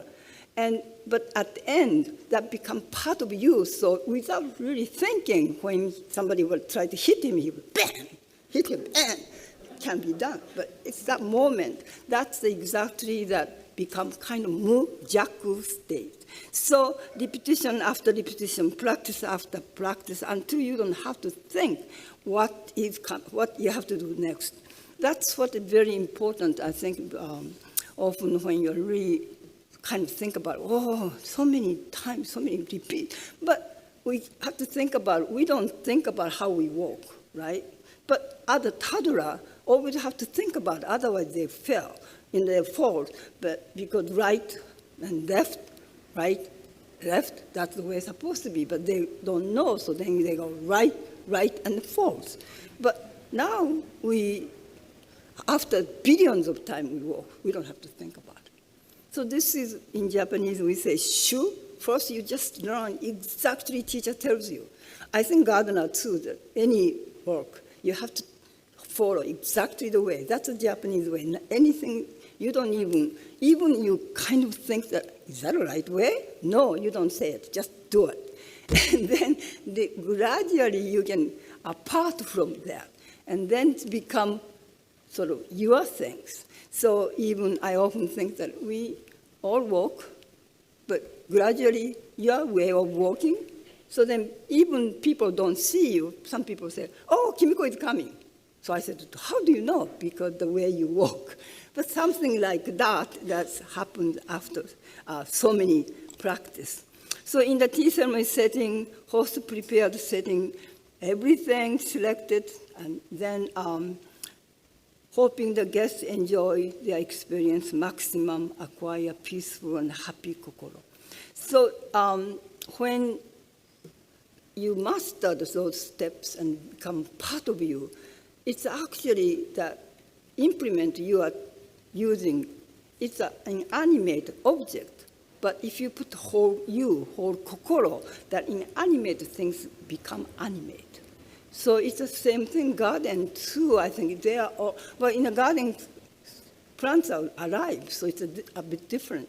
But if you have put whole heart into it, everything starts coming alive. So that's a very important part, I think. So the guests who observe the procedure become one with it. So it's not anymore guest and host, and everybody becomes one to sort of move, jaku. So I can, dry garden, which is a beautifully laked, surrounded by trees and bushes, in the epitome of the Japanese garden. Gardeners inspired create ripples. Guests inspired by the garden create their own ripples when go back out in the world.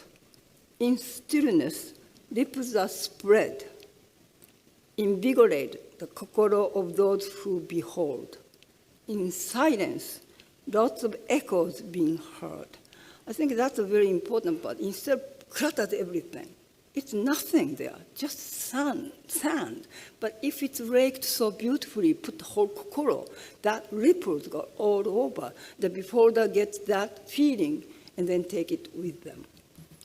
I'd like to end my presentation by quoting one of my most favorite poems about kokoro. I hope all of you kind of ponder upon it, and hopefully you can grasp the meaning of kokoro. As I've been saying, kokoro is actually invisible. You cannot see it. As here it says, kokoro to wa ikanaru mono o yu naran, sumie ni kakishi matsu kaze no oto. What is it, kokoro? It is the sound of the pine breeze. They are in the painting. So you cannot see it. It's invisible. But if it's executed so beautifully, you can hear or you can see it. So, as I've been saying, you cannot see it, kokoro itself. But if you put whole kokoro, put the kokoro in, or whatever you do, then that kind of constellation will be noticed, felt, appreciated, or sensed. So it's actually, I feel like, it's a long way. You have spent 3 days to talk about sustainability of garden. It's such a hard road ahead to accomplish the task of sustaining the Japanese garden. But if all of you, all of us who involved in the garden apply to the sincerest kokoro for task and work harmoniously, it will be attainable, I believe. So here is just recently, as many of you know, Japanese government changed prime minister. New prime minister said, 早く行きたければ一人で進め。遠くまで行きたければみんなで進め。So 早く行きたければ means if you want to go very quickly, just run by yourself. But if you like to go farther away, do it together. So I hope you all have strong kizuna developed for this conference, and then to get farther away to be successful. Now I'm going to turn to Jim to make a, what, I have to do this? Conclusion.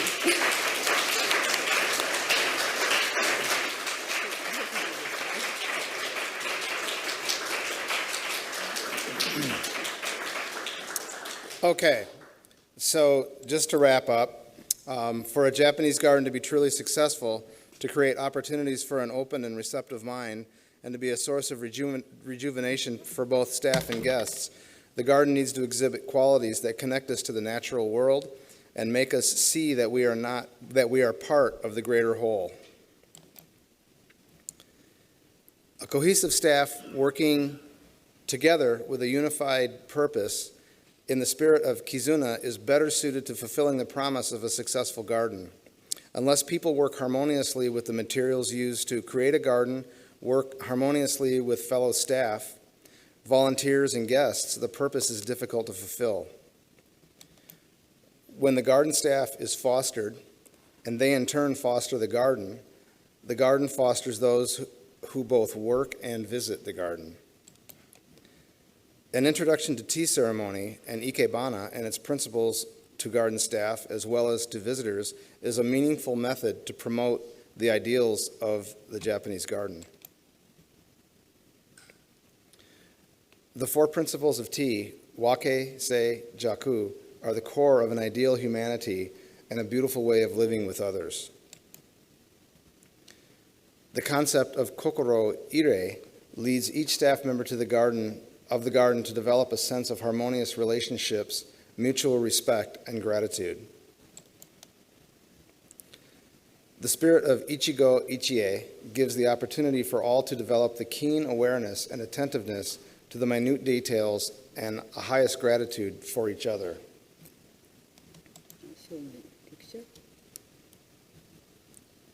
And a parting image of Anderson Gardens. And in closing, I'd like to read an excerpt from Hoichi Kurisu's designer vision of Anderson Japanese Gardens. To experience the Anderson Gardens is to allow thought new space, to relax, imagine, to open, and so to see. A single rock arrangement by the pond, the hush of breeze filtering through the pines, tender new leaves unfolding on a lace leaf maple, the sounds of trickling water drawing one deeper into exploration around the bend. Peace. There is a tremendous grace and energy inherent in such ancient rhythms. At once calming and exuberant, the natural elements remind one of how it is possible to feel, to breathe, to live with inspiration, hastening the rediscovery of a self in harmony with the world, not chaotic and destructive, but full of regenerative potential. My hope is that visitors to the gardens will experience that tremendous innate power. So thank you, everyone, for being here.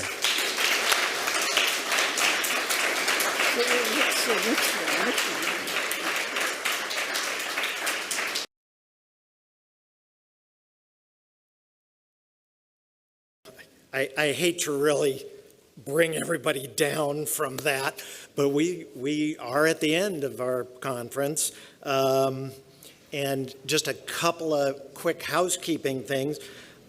Number one, if you haven't gotten your journal, the brand new, newly published edition, this year's journal, please pick it up at the table outside, where we've registered and things. Secondly, we really do want your feedback. We want to be able to improve, make next conference even better than this. So please give some thought to your evaluations and send them in, hand them in. And now if we're all really inspired, I think by the Kizuna, by all the learning, all the connecting we've done, you're all going to want to hear 2 minutes or so from Don Miners and Nick Estes, who are putting together our next conference in Fort Worth, Texas. And if you're not excited about the conference itself, I guarantee you're going to be excited by the barbecue they're planning. So Nick and Don, please.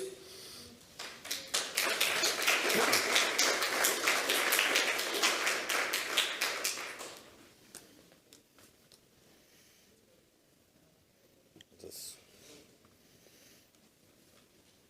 I didn't use this. Okay. Well, get out of my way.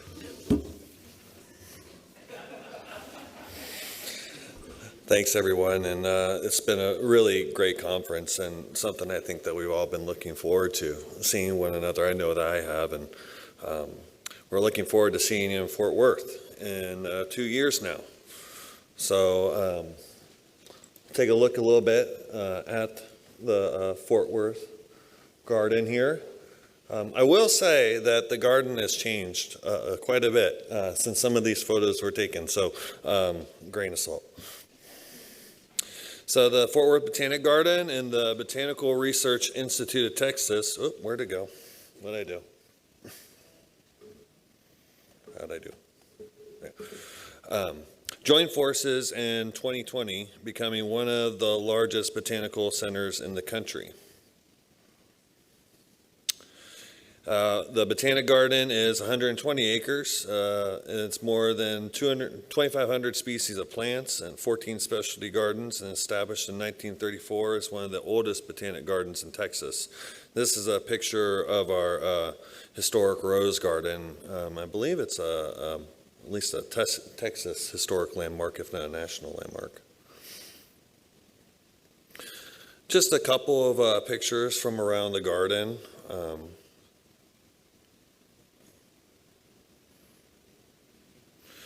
And actually, we have our fall festival coming up just this next week. So unfortunately, I'm not going to be around for the next couple of days to join you on your tours, as I have to get ready for that. But we also have a spring festival. And a little bit about the Botanic Research Institute of Texas, or BRIT for short, is the building constructed was in 2011. It's a $46 million LEED platinum certified building. It's a really cool building. I mean, it's a really, really neat building. And it's the first building in the region to have a green roof planted with flowering plants of the Fort Worth Prairie. And if you've ever been to Texas and know about it, plants on tops of roofs is a hard thing to do.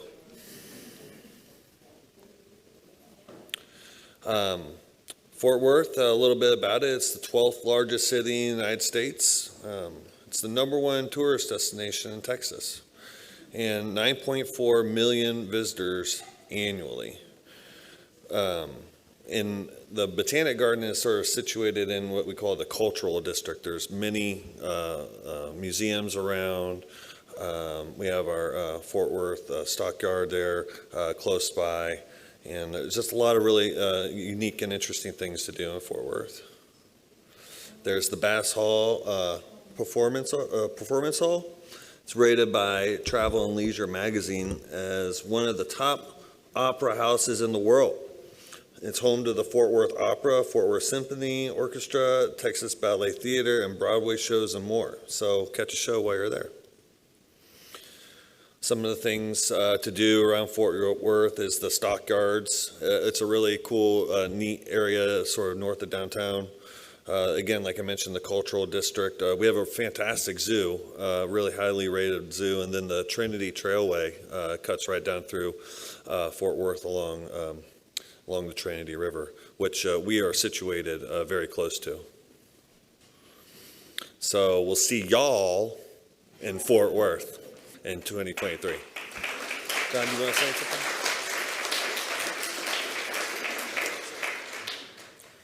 I just found out I was presenting about 5 minutes ago.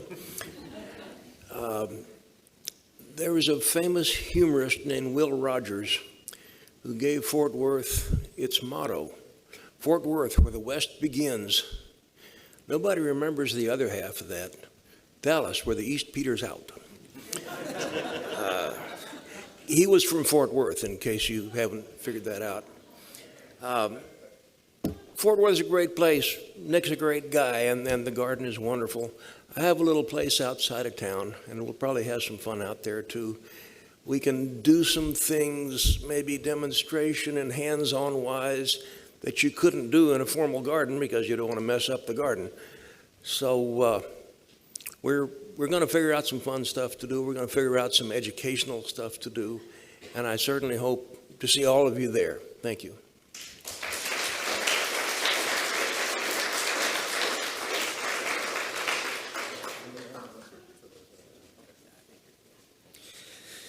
So two things. For those of you who have time, would like, and I can't imagine if you have time that you wouldn't like to participate or at least to observe Professor Gunji making tea for two special guests. One is, am I supposed to say this or are you? Go, please, go. So one is our honoree from this morning, well, for a long time, but person we honor this morning, Professor Makoto Suzuki. So we'd like to honor him again with being served tea. And we also want to honor our hardworking manager who probably is off running around doing something to make things work. Marissa Rodriguez, so big hand.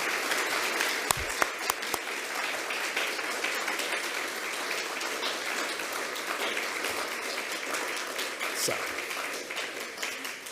and just before, as they're preparing for that, we made a big boo-boo. We forgot to take a group picture. It's a tradition that we do for, we've been doing for the last 10 years. So we'd like to gather everybody together right at the end of this before you go off and do a picture of at least those of us who are left. And we'll do it right here, okay? So thank you, Professor. So as you can see, it's a very special way. I've never done like this situation. But as you can see, everything in that treasure box. So I'd like you to kind of find out what's come out from there. Anyone like to be move around and come more closer or whatever, you're welcome. And thank you for staying. And after I serve these honored guests, I have a couple of actually disposal paper cups to make a bowl of tea for you. So anyway,